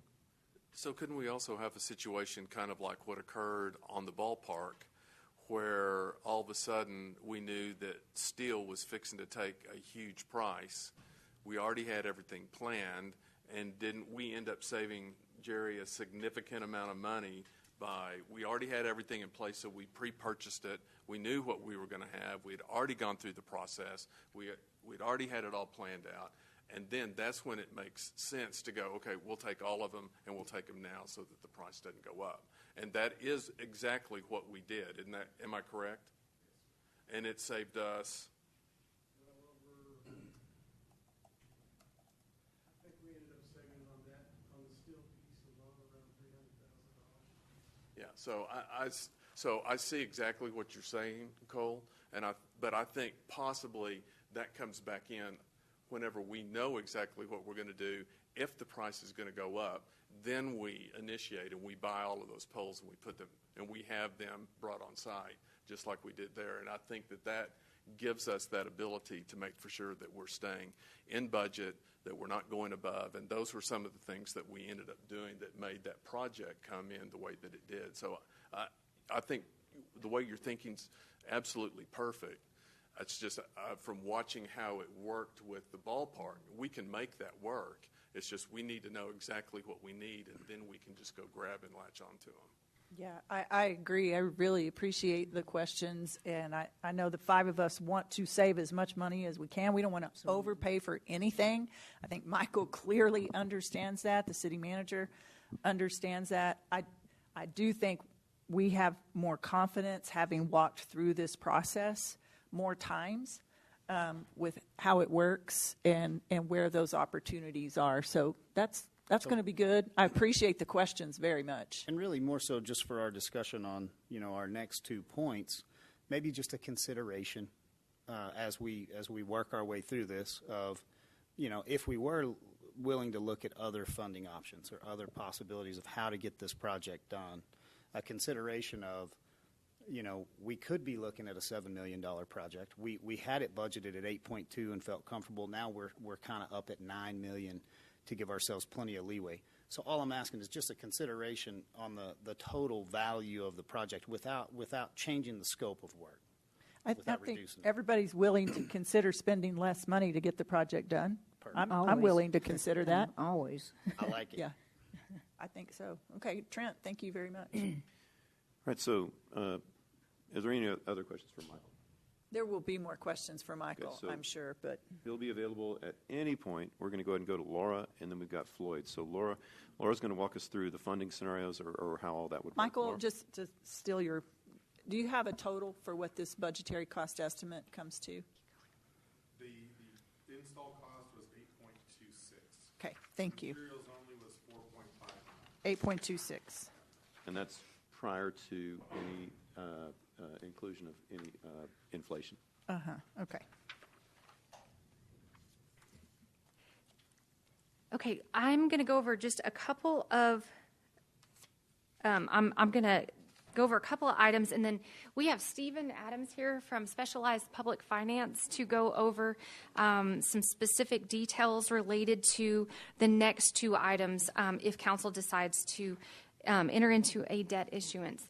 So the numbers that Michael went over, I want to just real quickly go over those again. We talked about them at the last council meeting. The total of the estimates came to about $8.26 million. Now, we also have issuance costs related to the debt, and we wanted to factor in a little bit of wiggle room, that's a technical term, for maybe some inflationary costs that could be headed our way.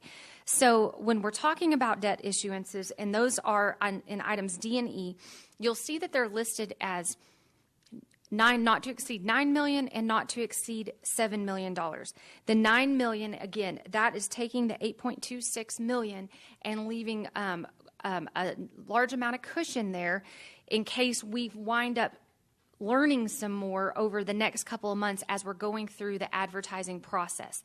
We would Laura, not... just to pause there, Yes. just to address Councilmember Stanley's question. Yes. If we were able to accomplish the project after bidding and going through the whole procurement process for, let's say, $7.5 million, Yes.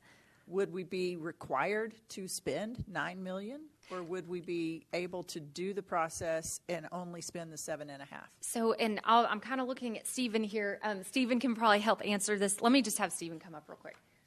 Welcome, Stephen. We do not, there's no obligation to spend $9 million. No. We can spend as little as we can possibly spend.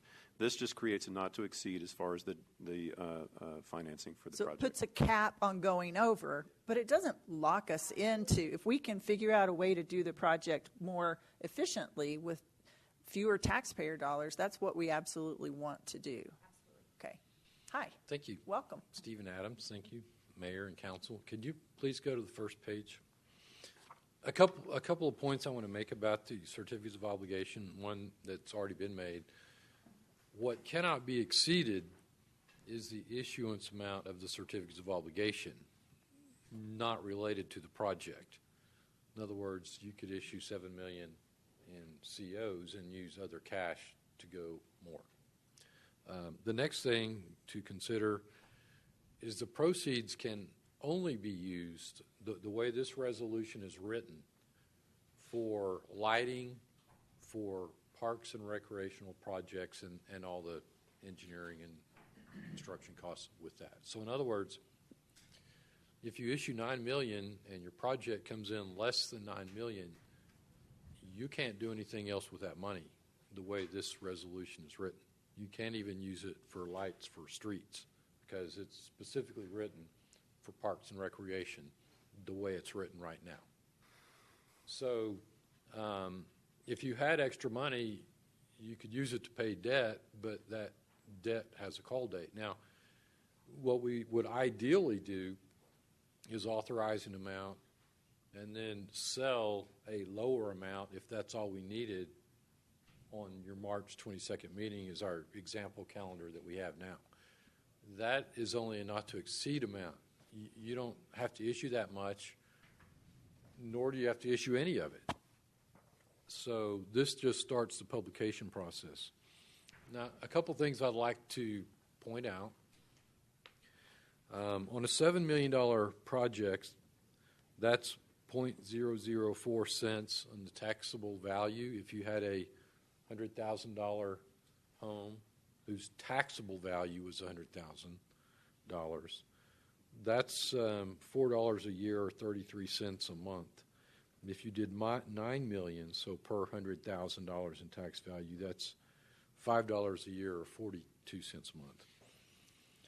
So the debt service, if you go to the next page, we've structured it level. So this is the debt service on $7 million, and it goes from 2023 to 2043, so 20-year debts, which should approximate the expected maximum useful life of the project. You'll be paying off debt over that time. It's approximately $438,000 per year. And if you go to the next page, you can see it's approximately $560,000 per year for $9 million in certificates of obligation. The next slide is just a historical graph of interest rates. Interest rates have actually come up here in the last couple of weeks a little bit, but they're still relatively low in terms of debt, looking back 10 years. If you go back further than that, it goes much, much higher back to the 80s. I'm sure most of us are aware of that.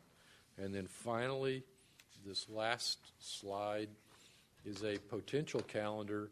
If you authorize either one of these agenda items today for us to move forward, we would start the process of publishing in the newspaper the intent to issue these certificates.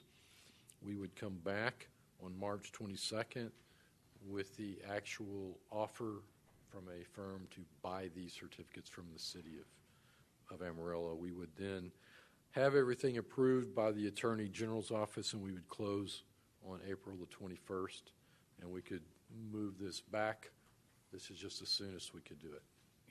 So, Mayor, that's all I have. I'll be glad to answer any questions. Thank you, Stephen. Questions, council? I guess one of my questions would be, so we're talking about if we were not going to buy all of the bonds, would the project be bid before we would do this or not? Yeah, that's it. I mean, could we have a project number before? So if we're talking about a 90-day turnaround, this timeline that's on your screen here is a little bit faster than that. We could potentially push this out. The other thing I wanted to bring to your attention, Stephanie just handed out a revised, or 2 copies of revised resolutions, and I just wanted to note the only thing that changed from what was in your packet is on the back page on Exhibit A, where it's listing out the estimated combined principal and interest required for the certificates. That there is a number on each of those, and that was the only thing that changed. On this resolution, though, what we did as far as the wording, and if you'll flip back to the first page of either of the resolutions, what it says in this, that the purpose of paying contractual obligations to be incurred for acquiring, constructing, improving, and installing lighting for park and recreational facilities. So if we wanted to stick with a timeline like this, let's say we, either one of these options, we plan to do the projects that are on the list here, and for some reason it comes in much lower, There is flexibility in this resolution to spend dollars on anything else that is within that parameter. So that would be anything parks related for lighting. So if it's a small amount, we can set it aside to pay for future debt service payments, but if it's a relatively small amount on that. So, I mean, there's a couple of options there. I don't know if we'll have better estimates before March 22nd. But if we did, we would make sure and get that to you all, and we would we would ask to issue debt at a different amount that would be lower than one of these two. Dr. Sauer's question, and based on your comments, we anticipate that we can move quickly with the bid process. We very logically could time our debt issuance and the selection of the recommended bidder by council to happen at the same time. And the debt issuance could match the project cost so that there is no residual money. And we can do that. And that's we could. And that's what we mean when we say we're going to spend as little as we possibly can while staying underneath the not to exceed money, but also while accomplishing the objectives of the project, which is why we have built in the inflationary number, not because we want to spend more money, but because we need to accomplish the project. Just in now, case. Council had a number they didn't want to exceed and weren't committed to the overall project specifications, accomplishing the new lighting at all these different complexes. We can target a dollar amount, or we can target a project and build the dollar amount around that project, which is what we've done. But, Cole, you had something. Well, I really appreciate what you're saying, and so I'm curious what the benefit would be in maybe voting and issuing a debt or finalizing a number here today. We're not finalizing a number. Okay, then would there be anything else that staff or any other parties would need to move forward with this as far as an approval from council for a number until we actually were ready to sign the contract? We have to have one of these things approved if we're going to move forward with the project today. The reason for that is to issue certificates of obligation, we have to publish notice of intent to issue COs. That notice of intent also has to include a not to exceed number, which one of these will be that not to exceed number if you choose to move forward today. We can then go through the bid process, and before we have the final proposals from the funding agencies, we can tailor that number and adjust the number that we actually issue to match the project cost. Okay. So we do have to have something either today or at a future meeting to move past where we currently are right now and start the project. Understood.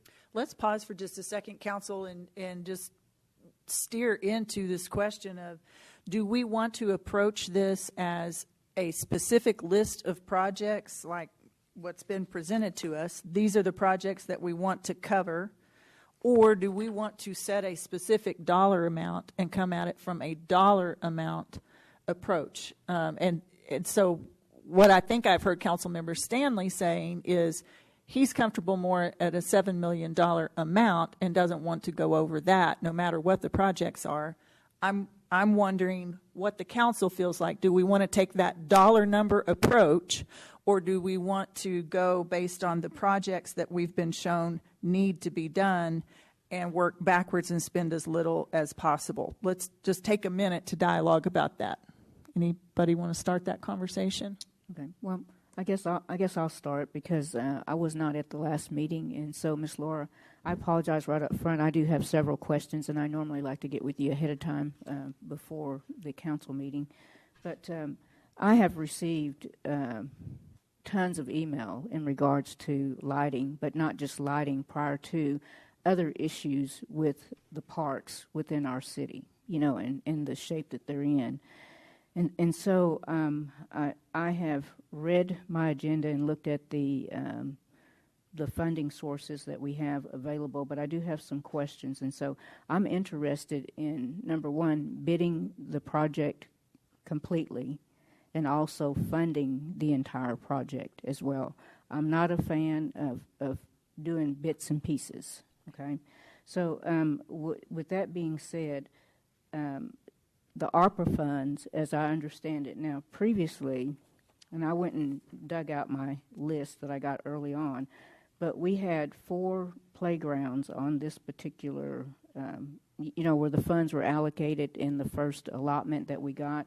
And so I've got Sanborn, Thompson Park, Benton Park, and Glenwood playground, and that's probably all for playground equipment, and that was allocated at the tune of $150,000 each, I believe. Yes. So if we were to use, because I would like to use as much cash as we can to fund, the parks lighting. But if we do that, we're not taking away from this particular funding that's already been allocated. Is that correct? That is correct. So, and I appreciate you reminding me that you were not at our last discussion, so I can bring you up to speed just Thank a you. little bit. That very good questions. Those allocations came out of the first installment of the American Rescue Plan Act funding. We have a second installment that should be coming in the next few months. What we would be looking at, if anything, if council chose to, on the list, and Jenny, if you could go back to the one that has the budgetary cost estimates on it. There are 4 different items on this list that we have identified could be subject to American Rescue Plan Act funding based on the way it is written. It is the El Alamo lighting, the Martin Road Complex lighting, the River Road softball fields. This was on, it was on Michael's presentation. The Thompson Park softball fields. So on those 4, and the reason that those 4 were identified is they're within the defined area of the low to moderate income that is laid out by HUD.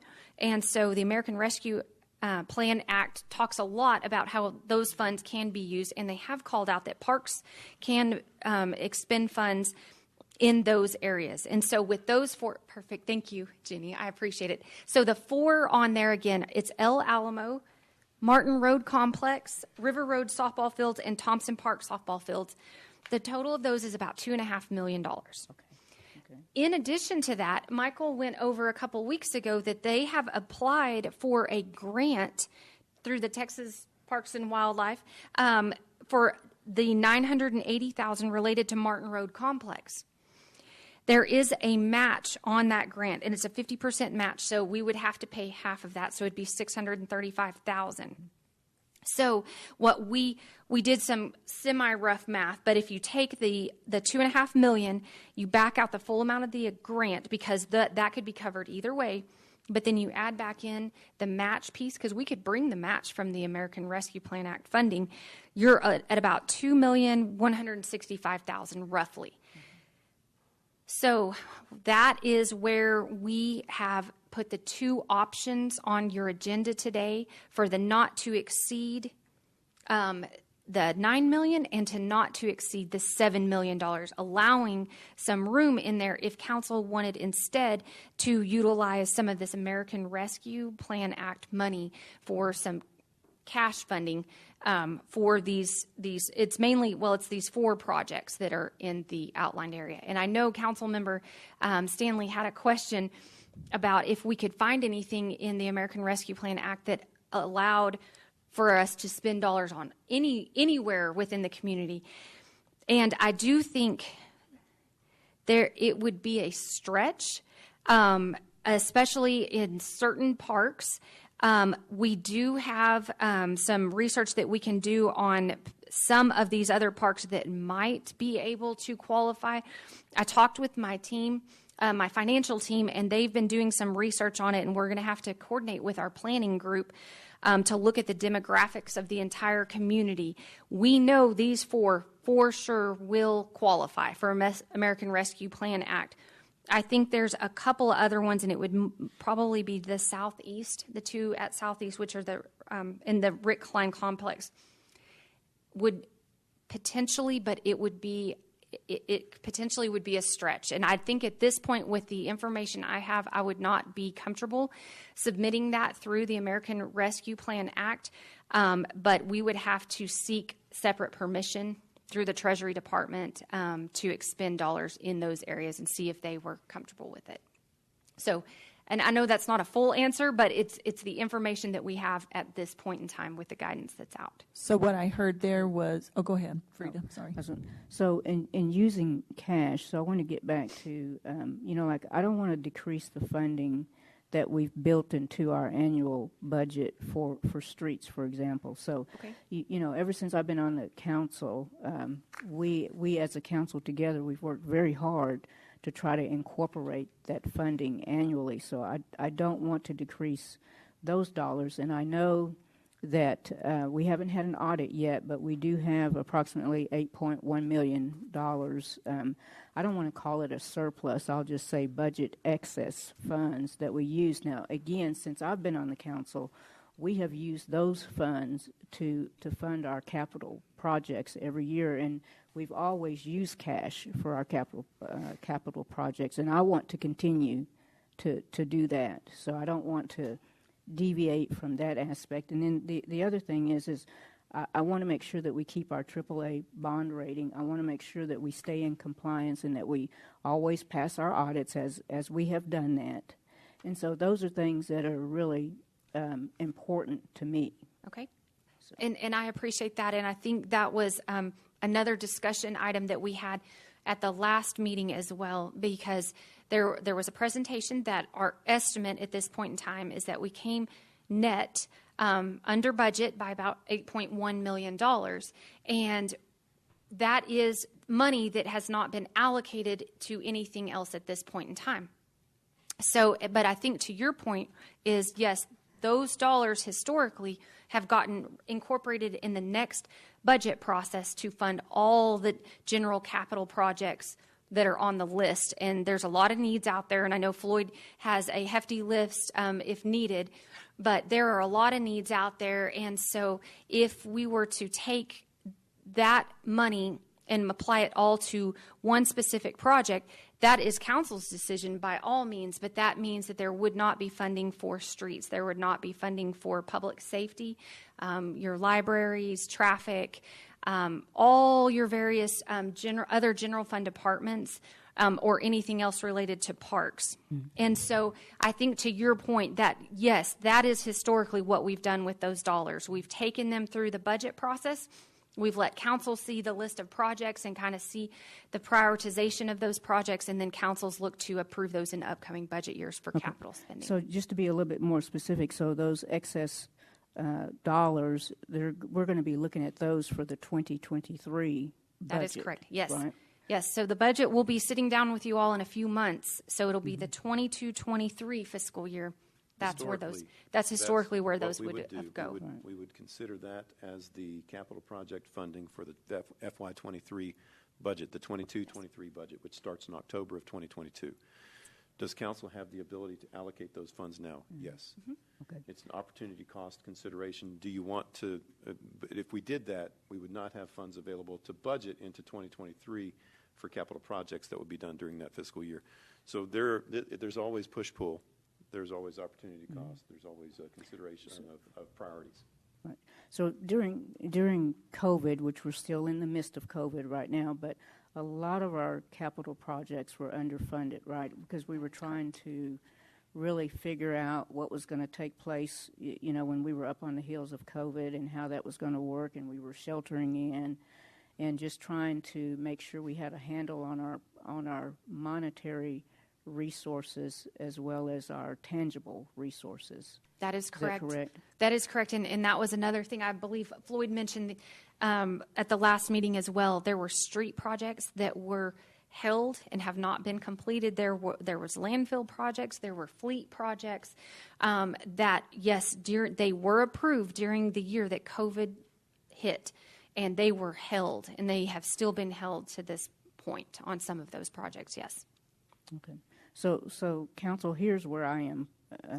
Just for me, I want to fund the entire $8.26 million project is what I want to do. I want to try to use as much cash as we can to do that, but I also want to do the project right the first time. I don't want to half do it. I don't want to piece it together. I'm not interested in doing that. So that's where I stand. Okay. thank you. Turn to this side of the table and just get input from you guys. I appreciate hearing that extensive input since Councilmember Powell wasn't with us last meeting, but really just, are we steering in the right direction? Do you want to pick a number and just put the projects in that fit that number? Or do you want to go off of Director Kashuba's list of these are the priorities and this is what they total up to? We want to try and spend as little as possible, but fund that whole list. So what are you thinking on those two approaches? I want to follow Michael's. I want to follow his list. We need to do the entire project. Okay. I want to do the same thing. I want to get it all done.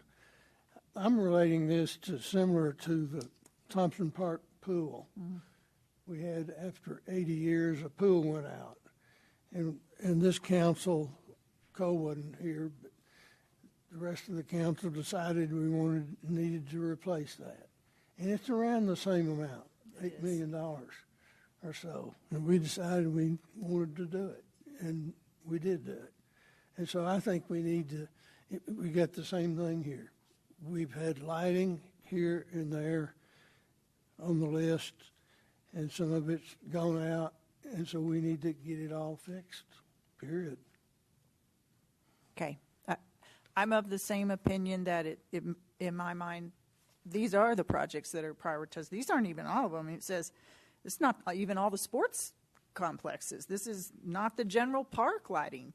There are many other lighting projects. This is just what we felt like has to be done in order to use the courts and the sports fields that we already have. So I'm for doing this list of priorities, targeting what that number is and trying to spend under it just through procurement and construction, value engineering our construction any way that we can. But so I think what I hear then is a consensus toward doing the list of projects and trying to spend as little as possible, but yet cover all of those projects. Is that what you're hearing? That's what I just heard. No, I don't know if we heard from. I might not be hearing that from place one, so maybe I should be looking toward Thank his you, end of the Mr. table. Miller. I didn't want to put words in Councilmember Stanley's mouth. Yeah, let me just direct that question to Cole. Let me go to the bottom, and then maybe we can work back up from there. Like, for me, the red line is the emergent. So the CO, as I understand it, is a tool used for emergency issues, and that we have the ability to issue debt based on that. I feel like our city does a good job of stewarding its money and not issuing debt when it shouldn't, historically. I think that on the pool, had I been sitting here, I don't know that I could have voted for it as an emergent item, And so, like, with this being lighting, I want to know, is this an emergency item? And if it is, then I don't necessarily have to contend with all of my CIP stuff, because we as a city, we pull those emergencies in and we go fix them, correct? Well, as far as emergency expenditures, I would have the ability, without council approval, to make an emergency expenditure, and then I'd bring it to council to approve that expenditure at a later time. COs are typically used for routine expenditures or replacement of current assets, things that have already been approved by previous councils to purchase. So COs are typically routine in nature to purchase things like fire trucks, or in this case lighting, or to repair facilities, or to even build facilities. General obligation bonds are something that go outside routine, and you feel like you need to get voter approval for them. Both COs and GOs are going to be larger expenditures than what you can generally pay for through your CIP or through your cash expenditures. Stephen, do you have anything to add to that? I mean, no, I agree with. Yeah, let me just say. I want to make sure that I'm saying it correct for bond counsel. Yeah, and I'm not the legal counsel, but I will say. I'm sorry. Yeah, per us. But most COs in the state of Texas are issued for water and sewer, straight up. Right behind that is infrastructure projects, and then right behind that's probably parks. That is the primary use of them. And there is no, in the statute, there is no emergency requirement to issue them. So, yeah, there's emergency In projects. fact, if that it they was do an issue. emergency, a CO would not be an appropriate Right. way to do that because of the posting, waiting periods, the bidding periods from the funding agencies. It's too long to satisfy an emergency expenditure. And that's why the statute, Texas state statute, authorizes the city manager or in a different form of government, the mayor, to make emergency expenditures to address the immediate emergency and to have the council approve those at a later date. And then for the parts of that emergency that can be funded over a longer period of time, council then approves those as appropriate. But it wouldn't be considered an emergency. COs are never used for emergencies. So I think that's helpful for me to hear that. I mean, It might be a pressing need, like Okay. in this case, but it's not an emergency. It's not something that's a... So with the park lighting, in the way of, and I know we have $400 million worth of CapEx needs. And I agree with Frida. I'm a cash guy. I would much rather save our taxpayer $1.7 million in interest right off the top of this project if we don't do it with a CO at $7 million. $2.2 million if you did the 9. But if we could all just kind of get on the page of being willing to use the ARP money, then we're kind of starting at the 7. So we get an immediate cost savings by using our cash. Now, I don't want to exclude all other important CIP projects by any means, but we have a large amount of money here, and I would like to know $9 million mid-year additional unbudgeted CIP. Can I address this? I know it was sitting on my desk.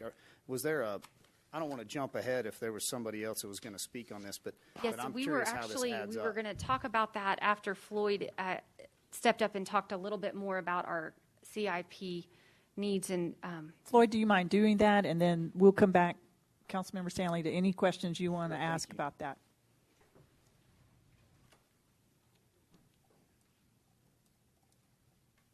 I appreciate the diligence and the depth of preparation that staff has done for us in making this decision. Obviously, y'all can see that's touching lots of different departments. And so, Floyd, thank you for being willing to come and talk about what's on our capital improvements projects list. So thank you, Mayor and Council. Floyd Hartman, Assistant City Manager. I just wanted to glance at, you were holding up the flow chart. Is that what? Yeah, okay, thank you. So in advance of that discussion of that, I knew that there was some discussion on this topic of the CIP and the planning component. So in anticipation of that discussion, you should have a copy of the approved one-year CIP in the budget. This was printed off of the website, so anybody who wants to get that document is available in the approved budget, the fiscal year 2021 budget on the website. But there'll be a lot of reference, and one of the things I want you to reference on that document as we discuss this is those funding sources. That's why it's printed out there with the funding sources with the approved projects. And I'm going to focus today's discussion on general fund, so because that's where the parks and the lighting lands. But the other document that we gave you is the last approved 5-year CIP, okay? And that was the one you all approved right after first year last year, and that's off of the website again in the same location under the finance department, under financial information, the CIP, so we can talk about that. One other thing that you have at your place is what we now have called the unfunded list, which is this long, big paper list. And that is in the prioritization process. So you have those, and as I go through this. So I wanted to clarify those, but the first year, remember, is about a $97 million approved budget. The 5-year CIP includes about $289 million, just over $289 million worth of projects. Remember, years 2 through 5 of that are not funded with the vote. They're a plan. And then the unfunded request, that is about a $641 million list of needs identified. In the approved budget, there's about $2.5 million of road improvements based off those priorities set by council. So let me explain why I brought all those up. those departments, every department and every avenue in the planning component is how we get to the CIP for the 1 year that's approved in your budget and the 5-year plan. We used to not have the 5-year plan. It used to all be a 1-year fiasco, okay? So in that, the departments are asked to bring through Kyle their expected projects. They use departments' plans, but urgent needs come in, not emergency, and I apologize if that word was came from me. Urgent needs, emergencies are dealt with different. But we use council goals and objectives in that prioritization process, including back to the blueprint and then the pillars that the group has gone through. But those priorities include, as Laura listed, public safety, parks, roads, service center north, software, lighting, and I added facilities to that since our last discussion. Those are our top level priorities, but that doesn't mean one of those doesn't get funded in relation to the other. It's an analysis. If you'll look in the posted capital improvements plan, there are processes identified in there that we use to prioritize projects and help in that process. It's a very complex situation. But after the $641 million 5-year window, there is an unknown amount that's in the master plans that, elephant in the room, however you want to describe it.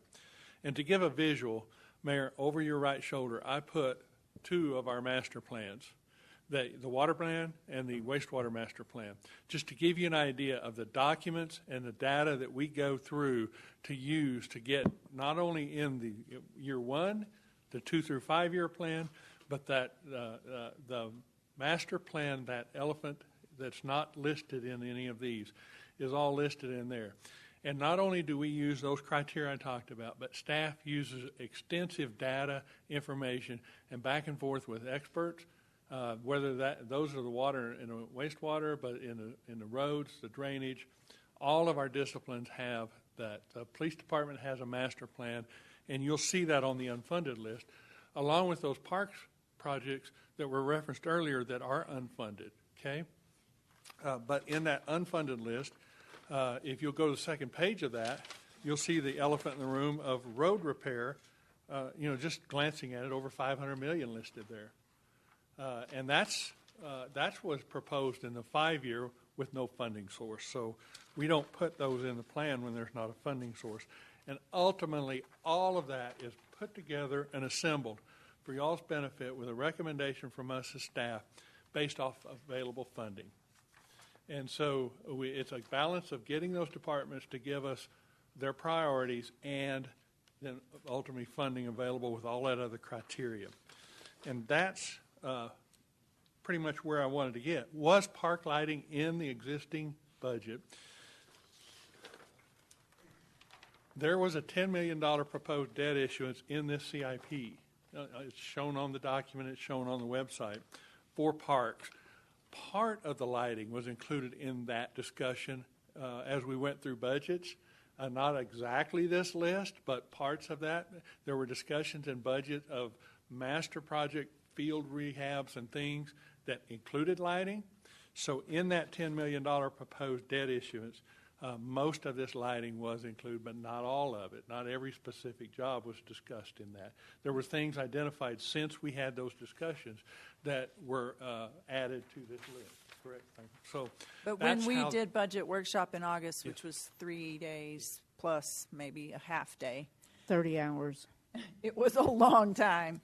That doing a debt issuance to cover these field lights was considered. As a matter of fact, it was the plan that we kind of arrived on. Yes, and that was included in that discussion, among other things related to parks, in that debt issuance. Yeah. So it was in the budget discussions. It was part of it. So this is not.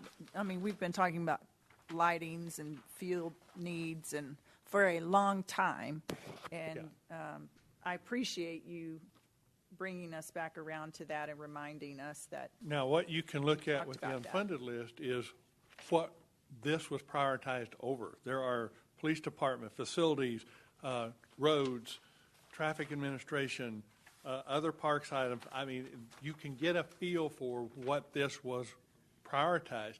In other words, the top priority being public safety doesn't mean other things don't get considered, like parks or these things. It just means that we address those priorities under public safety, which we did in the budget as well, and then you move to these other priorities, and it's a very complex, data-driven, and then policy-driven decision. So that's my little short version of it. Anybody that wants the 40-hour version, just let's schedule it and let's go. Okay? But No, all good. Will y'all go back to this sheet just to bring it full circle on and Cole's I'm question? available to answer questions. Okay, Jenny, I think we're ready now for that. Yes, that one. Okay, so what this page here in front of you shows is I'm trying to maybe in a graphic form walk you through how we fund our capital, our CIP plan. So this massive list that Floyd has, obviously we don't have enough money to do it every year. And he talked through how we prioritize. Well, here's where the funding comes from. So I went back to our fiscal year 2017, 2018. And what these numbers come straight from our audited financial reports. We have a schedule in there that reports, and we're just talking general fund for this discussion. This is just general fund.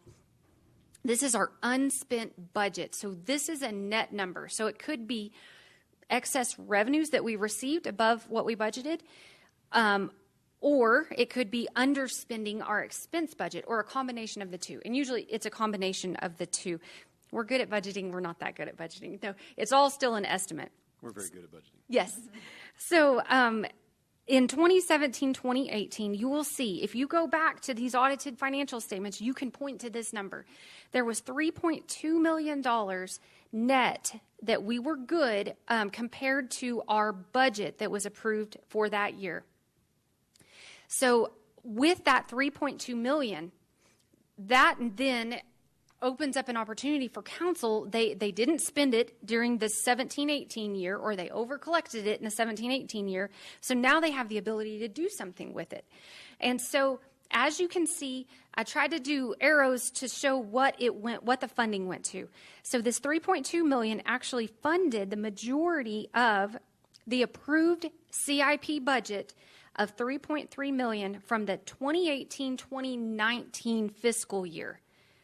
So it kind of rolls forward. It's one-time cash dollars that rolls forward as cash funding for the general capital projects. Again, this is just general fund we're talking here. Then as you walk it forward a year, so in 2018-2019, that was our approved CIP budget funded from the prior year's unspent budget. Now in 18-19, we had $618,000 that net we had underspent on our budget. That amount then turned around and funded the next year's CIP. In 1920, that middle column, you'll see the approved CIP that was funded from general fund dollars. This doesn't include outside funding. It was $416,000. Also, in that 2019-2020 year, that was the year that COVID hit. That was also the year that we received some CARES Act funding. We also had hiring freezes in place. We had some delayed projects, all those things going on in that year. As you can see, we had unspent budget net of $17.8 million. Now, that year was certainly an anomaly for the reasons I just stated. So you can see that we actually allocated money a little bit differently than we have in the past based on council's decisions. So this $17.8 million, I tried to flow it through with 3 arrows there of how we spent the money. The first arrow there, coming from the $17.8 million, is pointing to the 2020-2021 approved budget there was $4 million that came out of the 17.8. $3 million was for the CIP budget, and $1 million went to fund compensated absences. So that was $4 million of the $17 million. Then go down to the next arrow. There was also $9 million out of the 17.8 that was additional unbudgeted CIP that was authorized by council. And I know Councilmember Stanley was not on the council at that point, but we had Councilmember Hayes. That funded the purchase of the Amarillo hardware building. That also funded the voice over IP project. It funded the Amarillo Police Department elevators. It funded additional security enhancements for our IT systems as we were working a lot differently due to COVID on Zoom and remotely and different things. There were $9 million mid-year. Council decided these were important projects and went ahead and allocated money to unbudgeted CIP.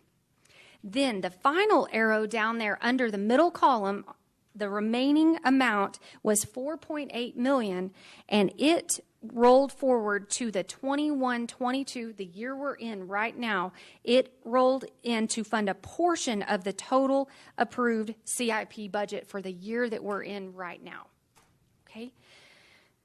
Y'all stop me if you have questions. Okay, so the next one, the second to right column, the 2020-2021 budget. That is the $8.1 million estimated unspent budget that Debbie Reed, our finance director, covered with you all at the last meeting. So on that, and as we spoke about last week and as we've been talking about today, the arrow is pointing over to the 21-22 year, but you can see none of it's been allocated yet. That is for future decisions. So council can either decide to do something with it in the current year, or as we mentioned, we would bring it back to you all during the budget process with Floyd's extensive list of projects needs and start bringing priorities forward that funding could go towards. So I hope I didn't make this more confusing for you all, but this is how we fund capital. This is outside of any authorized debt issuance. This is the cash funding piece. So when we talk about the 2016 voter-approved bonds, I didn't add that into this process. This is our general capital and how we normally fund it each year by savings from a prior year's unspent budget. Yes, sir. Does not include ARP money or that is correct. Additional CARES money that wasn't spent, correct? Okay, that is correct. So it does have the additional CARES money. All of the CARES money all of the general fund CARES money has been spent at this point in time. Okay. But the American Rescue Plan Act funding, no, it is not on here. That money is recognized in the 21-22 fiscal year, and I didn't put a number down there because we are just, a little over 1 quarter into the year, but it will come into play in that year. So yes, that money has been authorized by council for us to utilize for revenue recovery. And so as further guidance is given from council on that, you'll see that getting added into this flow chart going forward. Yes.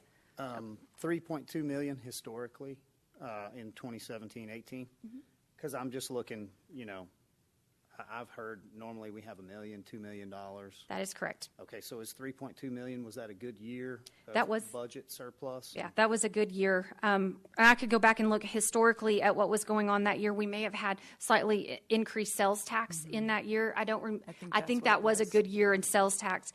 But yes, normally, and I know you and I have had some discussions on this as well, but we have gotten our budget trimmed down so tight that really about 1 to 2 million. And I know looking at this page, you say 1 to 2 million doesn't look average, but ever since COVID hit, we've had additional funding coming into the general fund that we have not historically ever seen through like the CARES Act. And additional cost savings because we slammed on the brakes. Absolutely. And we're still, and maybe I'm stepping outside of my zone here, but we're still feeling the ramifications from that. We are still drastically low on our positions. We are very understaffed, and we are struggling to catch back up, along with most organizations. Understaffed is a fact for not just us, but everyone. It is. We did not reduce any staffing. We did not. Through COVID. We did, however, stop hiring vacant positions during COVID for a period of time until October of 2020. That is correct. So from mid-March of 2020 to October of 2020, we froze everything except for a couple of positions that we needed to hire: police officers, firefighters, sanitation drivers, things like that. We froze fleet purchases. We froze everything. Street funding, landfill. Yes. But one of the things that when you look at all this together, when we have $289 million in our 5-year CIP, we've got 642 almost in our unfunded CIP, $930 million total, and we're funding anywhere from 1 to maybe 8 this year of CIP, we're really not making an appreciable dent in that total CIP need. We do know that, I mean, it could be a Fram commercial that we're talking about, or young people might not get that. My chief financial officer didn't. No. There was an old commercial in the 70s. You can pay me now or you can pay me later. Well, we're not paying a lot now, so we will pay a lot later at some point in some form or fashion or in some method.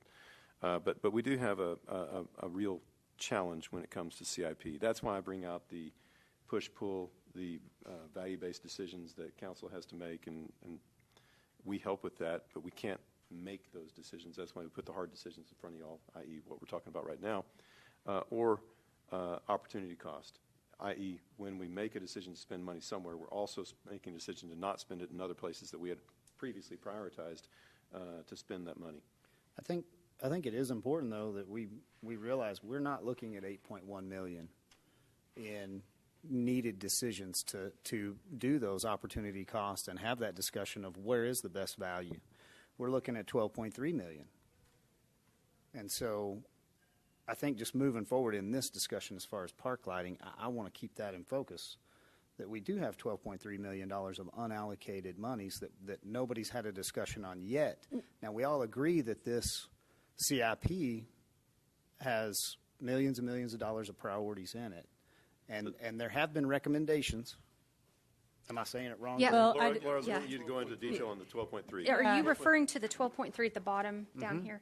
That's No, not. that is approved. That's our on current year's CIP. that's our on budget. this Yeah. list right here. And so you said nobody's had conversations about that. Actually, council has had conversations about that. So let me back up, because where I was going with that was, and I didn't add it, but I should have, 8.1 and 4.8 million approved for CIP. So we approved 4.8 million. Well, the 8.1, I'm sorry, the 8.1 and the 4.8 is not the 12.3. The 8.1 is what's unallocated and available for use unless council reduces that by spending it in other places. But that's what we would traditionally use for the FY23 CIP. The 12.3 is the 4.8 from 1920 and the money that we were able to allocate residual from last year that we put into this year's budget. So we approved that prior to the October 1 start of this current fiscal year budget. So we have 12.3 in this year's CIP, but it does not include the 8.1. It is approved and funded in this year. And Yes. I know we're talking about a whole bunch of monies and saying the 8.1 and the 12.3 and the 4.8 and the Okay, it quickly gets real confusing. To confuse it even And I mean, to your credit, we've been on the ride. Like, it's easier to remember the route to get there because we were in the car at the time. So I know it's hard to Yeah, I appreciate that. stay on I'm board. looking at a map, and so and that's part of why I streets asked look for the a same. visual so that it would That's be helpful. easier. So if I can go to this was given to me earlier. This is where you allocated that money then, right? This is the budget, and this is the expenditures that were capital CIP. And so as an example, general construction, $10,627,000. Yes. That was allocated, and that came from this flow Yes, chart. and that is part of the 12.3 million. Okay. That's how that translates back to this flow chart. And So- he is looking at a page straight. If you'll let me just real quick I don't explain think the to rest them. of us have that page. Yeah, that page comes straight out of our approved budget book. It is the one that we presented to you all during the proposed budget process. It's the cash flow where we take what the last year's original budget was, what our revised numbers were, where we thought we'd start the new year, and then what we were budgeting in the year now and how we were going to meet our target reserves by the end of the year. That's the page that he's referring to there. And I apologize that you all don't have a copy of that in front of you. I'm sorry to interrupt Do you want it? Do you want to copy it? We can if Depends on if Well, it's helpful. why don't you I'm go only- ahead and make your point? We'll see if we I'm need only it. going to point out 10.6 million on general construction, and then streets 2.5. Obviously, none of us are in favor of trying to pull any money out of streets, but looking at this in the way of these are monies that have been allocated and caught as general construction. Here you go, Floyd. Oh, Floyd, I'll trade you. I've got one. Okay. And so, in our discussion, do we have any latitude to look at any of that and do a value opportunity cost. You're wanting us to revisit those To revisit capital that money projects and reallocate money. potentially hasn't been spent yet, but is there, and could we have a discussion, not necessarily maybe today, but if we did come back to this table where we could find $1 million or $2 out of there. I'm obviously in favor of spending the cash. I'm obviously not in favor of a CO. I understand that debt is needed at times, and so a general obligation bond I would be in favor of. I know that has its own issues in what we're looking at, and so I am looking for a way, because I do support this project, and I do see the urgent need for lighting and getting this funded. And so I'm looking at all opportunity. And so what you're saying is you're only in favor of spending the ARP dollars. You're not in favor of any debt issuance to fund park facilities, including sports field lighting. I am in favor of spending the ARP monies. I'm in favor of any GO that we would put out, and perhaps may get the citizens to vote on it and be able to sell it and let them support it, and then we would have the monies on a debt issuance. I'm not in favor of a CO while we have cash. But you know that cash has already been appropriated to other projects. Yes. Road repair, all kinds of other priorities that are on this list. I just want to make sure that we're saying the same thing, that I understand what you're saying. For a good part of the conversation, to take it a step further, if we didn't have the cash, if we didn't have the sales tax that had come in, based on your budget, you didn't expect the $8.1 million in sales tax. So if we were still pulling budget, we would know, hey, we're right where we need to be. I do understand the need of having to do a CO, potentially. It would be the very last option that I would look at.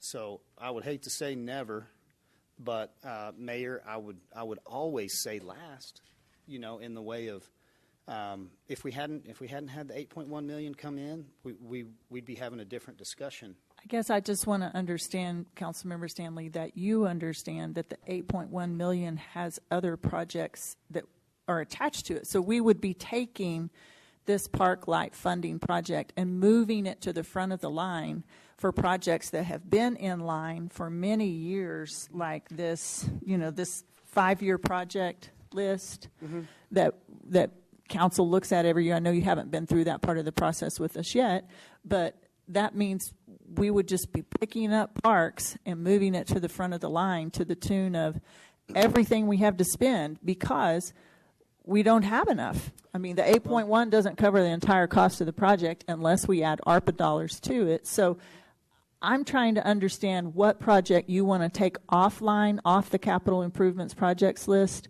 to put this project in front of. Can you just identify that specific project for us? Yeah, let me try to pitch it to you, and let me just, if you'll. Well, I think it might be helpful for all of us if you just identified off of this list what project you want to take off, so that you can put the park light funding on. So, when we're looking at like the potential grant, and I know we can't look at that yet, but that could be $635,000 that we could receive. The ARP money is $2.1 million. Can you remind me again, the Parks and Rec in our tax increase, it had originally been set aside as a $4.8 million increase. Now, we didn't get that. What was it that we got in that budget annually? So we got about $3.4 million in the additional funding for Parks and Recreation. Yes. That we use for maintenance operations. In the tax rate that's in place. And that's for right now. maintenance. To That's for maintain maintenance, existing right? assets. That's correct. To hire new right. people to mow, people to care for. That covers a lot of salaries for workers that we were short for maintaining our current park load. Is that correct? Yes, that is what I know Michael and his team is working on. There's also several other playgrounds. We have playgrounds all across the community. I know you all are going to be seeing us bring forward a lot of playground projects for the deteriorating playground equipment. That is all coming soon. That money is going to fund that as well. And if you want Michael to kind of give more specifics, we can. But I thought we had $3.6 million that was needed every year for park maintenance, and that was what we were putting back in the budget was just to maintain our parks. It takes $3.6 million every year. Yes. So it's not available for Yes. lighting. That's Unless just to we take it away get from it to In where my we're at. books, it's not available for lighting. Yeah, It's and I'm for not interested park in taking it maintenance away either. only. That's why I put it back in. That's why I would want to put it back in the budget. It's not to go play with and do with what I want. It's for something specific. So Okay, so back to your point, if you don't mind carrying your point forward without considering that funding that I think you're hearing a consensus on council belongs to park maintenance. So let me skip to the end. Do we have a willingness to look at another option other than these two? Because I can stop here if these are only two options. Because for me, it's a red line. I don't have the option of supporting a CO when we do have cash on hand fully for even for this project, which I wholly support. I don't think, it's not that we don't have, And I mean, you know, Mrs. Powell did say she does. Yeah, She does support cash. Yes, I and do. does want to use cash. I think what we're asking We have for a limited is, amount of cash. We don't have $8.26 million in cash to put towards this project. So we're going to have to issue a CO along with the ARPA. I'm sorry, the American Rescue Plan ARP dollars. let's pause and just ask who's in favor of using ARPA dollars. That might at least clear that function. I know Frida is. Cole, are you interested in that? Okay, so I am also. So I think we're all in agreement that we'll have a consensus if a motion brings forward to use ARPA dollars on those parks that are in the CDBG boundaries, that we could use ARPA cash to cover that. So now what we're talking about are projects that, so it's not El Alamo, not Thompson Park, not Rick Klein, whatever the four were that Laura did such a good job of mentioning. Okay, so now back to your point. It's not that we're not flexible, it's just that I don't know of another option that involves, and you're either going to remove capital projects that you're going to move the parks funding in front of, or you're going to issue debt. So tell us what projects you want to take off to put the parks light funding in front of. Do we have, and it's a productive conversation, and I appreciate you being willing to have it with me. Do we have any willingness to support a GO and allow the citizens to weigh in on this? I think it's a delay is a concern my I problem have. is the delay. I mean, seeing those pictures of those poles falling over in our high winds, I have real safety concerns. That's my temperature on it. I don't want to delay. But it's just like most of our equipment and buildings and, the assets that we have throughout the city, they're all deteriorating because no one has spent money, which is issuing debt to get things done. We can only go so far and continue to do. We want to do a lot with less dollars, and we're getting to the point now where it's just not working. I understand. Mayor, are you willing to look at cash, and do you have an amount that you'd be willing to look at? I'm happy to spend the ARPA dollars.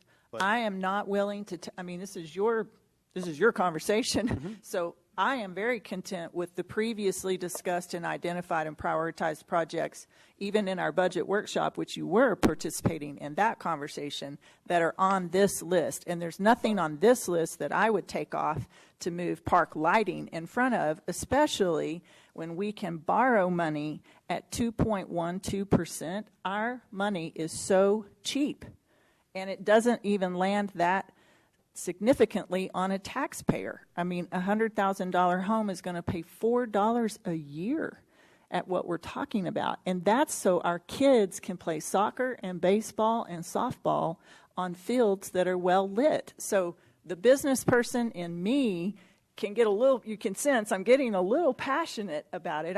I'm open to having the conversation, but I don't hear what you're specifically asking for. And what I see is this is a pretty simple business decision. Very specifically, the $8.1 million is not in this list. The 8.1 didn't have any bearing on this list. And that is correct. Yeah, we didn't know about this, so No, I'm not taking that's anything above off and of this beyond. list. I'm using this as what we're saying is this list, right? Correct. Right. Yes. And I know there's a list of needs, and so I'm not trying to push back on CapEx, CIP at all. I do want to have the discussion about, like, do we have any latitude, any willingness to look at something more than just the 2.1 ARP money? So you're saying take part of last year's surplus 8.1 million away from projects that we had discussed in our 5-year CIP plan that were prioritized in front of the Parks Lighting Project, and move the Parks Lighting Project in front of those projects. That's what you're asking Parks for. Lighting Project was a important part of that discussion and still is on the list. So it's not, I don't know where it ranks. Maybe Floyd I mean, could tell Cole, us. I think we got to know, is that what you're asking in order for us to have any feedback on, do we have a consensus on that or not? I'm asking if we're willing to look at any options of bringing cash. We're asking you for what option do you want us to consider? Yeah. Okay. So a potential option of looking at a grant that we could factor in, the ARP money. Now, I understand the $3.4 million would go ahead and be allocated not just for maintenance, but like the tennis center lighting. That's what that's for. If we weren't looking at this park lighting issue, the tennis center would have been taken care of under that 3.4, right? So would I be taking anything out of your budget if I were to try to slide the tennis center at $560K over to your 3.4? I think it's absolutely something we can consider. We're going to be bringing a big list of playgrounds probably at the next council meeting for council consideration. I think we're bringing 14 playgrounds that are in need of replacement. I think the other thing that is the unknown is the rest of the work that needs to be done with those sports complexes in terms of design fees and moving that along, while also trying to improve the quality of our park maintenance operation. So we're working through a lot of things at the same time, trying to improve the department, but also trying to address the infrastructure needs that we have. So it's a work in progress. We're working through what those high priority needs are. We know playgrounds are a high priority. We know that lighting is a high priority, and so those are the things that we're bringing first to council. There's other things that we're still working through to bring those back to council at a future date. I really appreciate that specific identification, and so let's just bring that in front of council. Is anybody willing to take off the tennis center from the list of park lighting projects that would be supported by what we're considering today, and instead use Parks Rec funding in the general to pay for the $560,000 allocated to the tennis center lighting? Mm-hmm. Is anyone willing to do that? So so that's good. That's a specific question that you brought about changing the proposal. Do you have any, I don't hear support for it on the council. Right. Do you have any other specifics that we want to talk about? I think we're getting it. We're talking about specifics, and that's what we can take action on. Yes. So I would like to look at the general construction, $10.6 million, if we had any. I know that Jerry Danforth does a fantastic job of working those dollars, and if he was under budget potentially, had some bids that came back, if we had a few projects we didn't have to do right away, would we have any monies there that we could use? Just in general, any capital improvement projects? I'm not following that.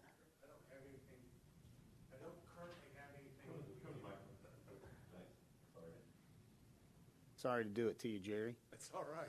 I have no problem. We don't currently have a project. Everything that we've got is funded moving forward, and most of them are currently under contract. So I don't have anything pending currently. So the 10.6 was already contracted? Mm-hmm. Okay. Of that 10.6, the facilities projects are under contract? Yes. Okay, that's a good question. Okay. So that's a dead end. What else? Reducing the size of the project would be my other option. Okay. And just spending the cash that we have if we were. And what I think I'm seeing, obviously, is like you guys are comfortable with the CO. And I agree, if you're going to issue a CO for $5 million, you can issue a CO for $7 million. It really doesn't have a legitimate tax impact. The big issue for me is it circumvents our taxpayer in the way of not giving them an opportunity to weigh in on this. I think this would be supported. But once again, this is my first year. I'm the rookie. I haven't had elections that failed and weren't supported. I feel like this is massively supported in our community, and I don't have any issue with the debt per se, because I think healthily we can handle it. It's not that we're over-debted. It's that it's us one-sidedly or one-handedly issuing the debt. That's my issue. Are you ready to support it then? I totally support a GO. But we're not going to do a GO because constituents elect us to make decisions like this. This is a small impact on the tax rate. It is a highly impactful quality of life decision, and one that has been delayed. We didn't have lights last summer. It will take us a year to put these in. So, and meanwhile, we have the safety issues of old poles being blown down on our high wind days. So it's something that has an urgency to it from a time point of view, and that's what citizens elect us to do. They elect us to study this, they elect us to be informed about it, and then they elect us to make a decision that's in the best interest of the whole city. So I think we are going to lock down the growth and the management of our city if we intend to have a GO election on every single project. Large things, we've done that. This is not a large thing. And we've been through a couple of those things since the four. We did the Thompson Park. We've walked through that. So I understand that it is hard, and I appreciate that you're dialoguing with us about it. It's a red line for me right now, and so, I'm learning and I'm growing, so I don't know if things will change or not, but right now this is still where I sit. And, the $11.2 million went to City Hall. We're not having a discussion here about jumping that in front of all of our CIP. Floyd didn't say, hey man, we're putting this in front of all of these projects. That $11.2 million went over there as a have to. And so I'm not doing anything any different with the savings or the cash other than trying to save $1.7 million in interest and use the cash we have on hand. And then if we don't have the cash, what's wrong with doing a CO later on something else that comes up? I certainly appreciate the questions. I appreciate the desire to learn about it. I appreciate that you had the chance to ask all of those questions when we did the City Hall decision. I know you're also saying that there were other repairs here at City Hall that we spent that 11.2, so we didn't have to make those repairs here. So, that's a decision that was made, and as a council, it was made, and we're not going to go back and revisit it. If there are specifics today you want to talk about, we're here and want to talk about them. Mayor, I appreciate your willingness to let me throw out all the specifics that I have. And it's not an easy one. It's where I sit. And so thank you for trying to understand where I'm coming from. And I want to be supportive, but, I can't be on a 7 million CO. So, okay. Thank you, ma'am. Okay. Do any other council members have questions that they want to discuss or talk to staff about, need information on? Okay. I think then that wraps up where we are on 3C. Mr. City Manager, do you have anything else to add on 3C? No, ma'am. Okay. It's really a matter of we either look at D or E or do nothing. Yes. Okay, so let's move over to 3D and 3E. 3D is $9 million, which I think we've already heard in discussion. We have a consensus toward doing $7 million of COs and using ARPA funds to cover part of the to use cash to cover part of the cost of doing park lights, which would be E. So is there someone on council who wants to make a motion with regard to doing the project today that fits into either D or E? Sure, I'll make the motion. Mayor, I move to approve resolution number 1-25-22-3, authorizing the publication of notice of intention to issue up to $70 million in certificates of obligation. Second. It's been moved by Councilmember Powell and seconded by Councilmember Sauer to approve item E, which is consideration of Resolution 012522-3. Any further discussion or questions on that motion? All those in favor, please say aye. Aye. Those opposed? No. Okay, so the motion passes with a 4-1 vote. Thank you.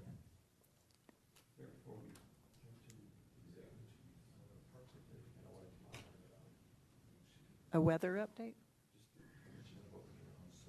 Oh, okay, great. I was like, it's coming now? Okay. Yes, Eddie, can we go back and do a parks update? Sure. Okay. Okay. You're going to have to bail me out, Michael, if I don't remember everything. Okay, so Parks and Rec met last week. There was the beautification and public arts update was the fact that it is fully being brought underneath the Parks and Recreation Board, so it'll be underneath that board. Actually, we're going to change the city staff liaison. It will now be, for the current moment, it'll be Michael. And again, I'll say again how grateful we are to everything that Sherman has done. He really has developed the board well. Will be forever indebted to the things that he has done for the board. And part of that was the discussion about the fact of making the update that, which we've already talked about, the art pads that are being placed in the 6 other regional parks, along with the 6 in other parks and the 2 that are at Thompson Park. That 4-bolt pattern will now allow us to be able to have a specific dynamic of how we want to see some arts and beautification projects occur, and they can be moved from park to park, so they can be temporary installations, and gives us a big opportunity to then have more art that will be available. There was a discussion, and we want to move forward on developing a 501c3 for Parks and Recreation, kind of like Friends of the Zoo or Friends of the Library, in an effort to, there are some grants that are not going to come directly to municipalities, but can end up being to a nonprofit organization. And so if we have a nonprofit arm, then they can go after those kind of monies that allow us to do other things in Parks and Recreation that for beautification and for several other things that give us that opportunity. There was also a update on Explore the 4 promotion update in golf, and that was more successful than the year before.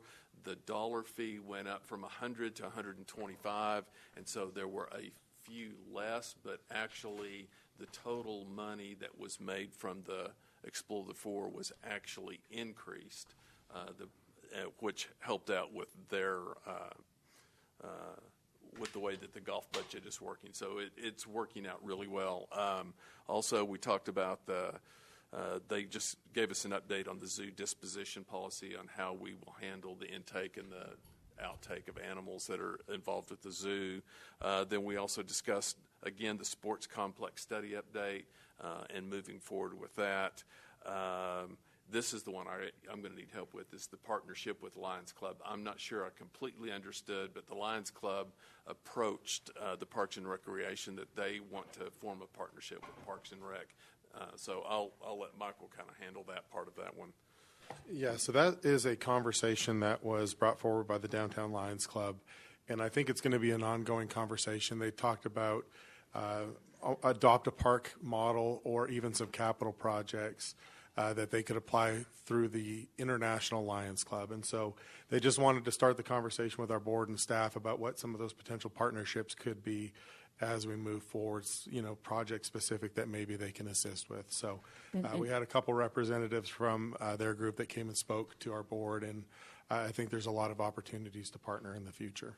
Yeah, and Michael, I think they were looking at maybe sponsoring like a particular park or complex. Correct. They'd looked at what are some of the opportunities for maybe maintenance, but also Lions International does have some capital funding. So, looking at different options and how they can support our department and support the city.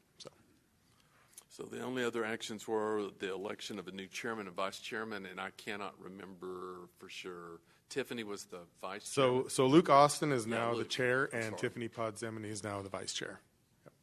And then just talking about considering appointment to the different subcommittees. And that was really pretty much all that was on the agenda. Very thorough report. Any questions for Dr. Sauer about that? Parks and Rec update.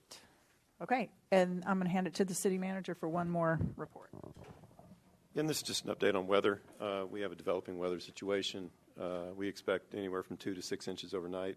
We're right on a border, so the area that we're technically in is 2 to 3 inches. 4 to 6 inches is right adjacent to our area as well. Just wanted y'all to know that we are on a call with National Weather Service right now, a regional call. We also have another one at 5 a.m., and we'll be tracking that. Public Works is ready to go. 2 inches is not a big deal. We handle it all the time. 6 inches starts getting to the area where maybe it could create a problem, travel problems, Highway 40 problems, road clearing problems. Public Works is on top of that, has all the salting and sanding operations ready to go. We've got all the tires necessary for public safety to be able to help them out as they respond to crashes and things like that.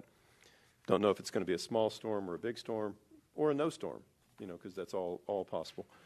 Just wanted to give you a heads up on where we're at on that. We are tracking with National Weather Service with multiple calls between now and tomorrow morning. And if you have any questions, please feel free to reach out. Thank you for that update. I certainly appreciate. I know we all do. The Public Works crew, anytime, in January in the middle of the night and sub-zero temperatures, I see them working down in a hole in a street or an alley. It's humbling, and I do appreciate. I know we all appreciate. Citizens appreciate the work that they do. They have hard jobs, and they serve us well. At this time, I'm going to ask the city attorney to read our dismissal language to move into executive session. Be glad to, Mayor. Pursuant to the Texas Open Meetings Act, closed session of the Amarillo City Council was announced on January the 25th, 2022 at 4:01 p.m. under the following authority. Section 551.071, consult with an attorney about pending litigation, and consult with an attorney on a matter in which attorney's duty under the governmental body, the Texas Disciplinary Rules of Professional Conduct, conflicts with this chapter. Section 551.087, discuss commercial financial information received from an existing business or business prospect, which the city is negotiating for location or retention of a facility, or for incentives the city is willing to extend, or financial information submitted by the same. Thank you. Thank you. At this time, we're adjourned to executive session. Council, let's take a bathroom break and then meet in the workroom.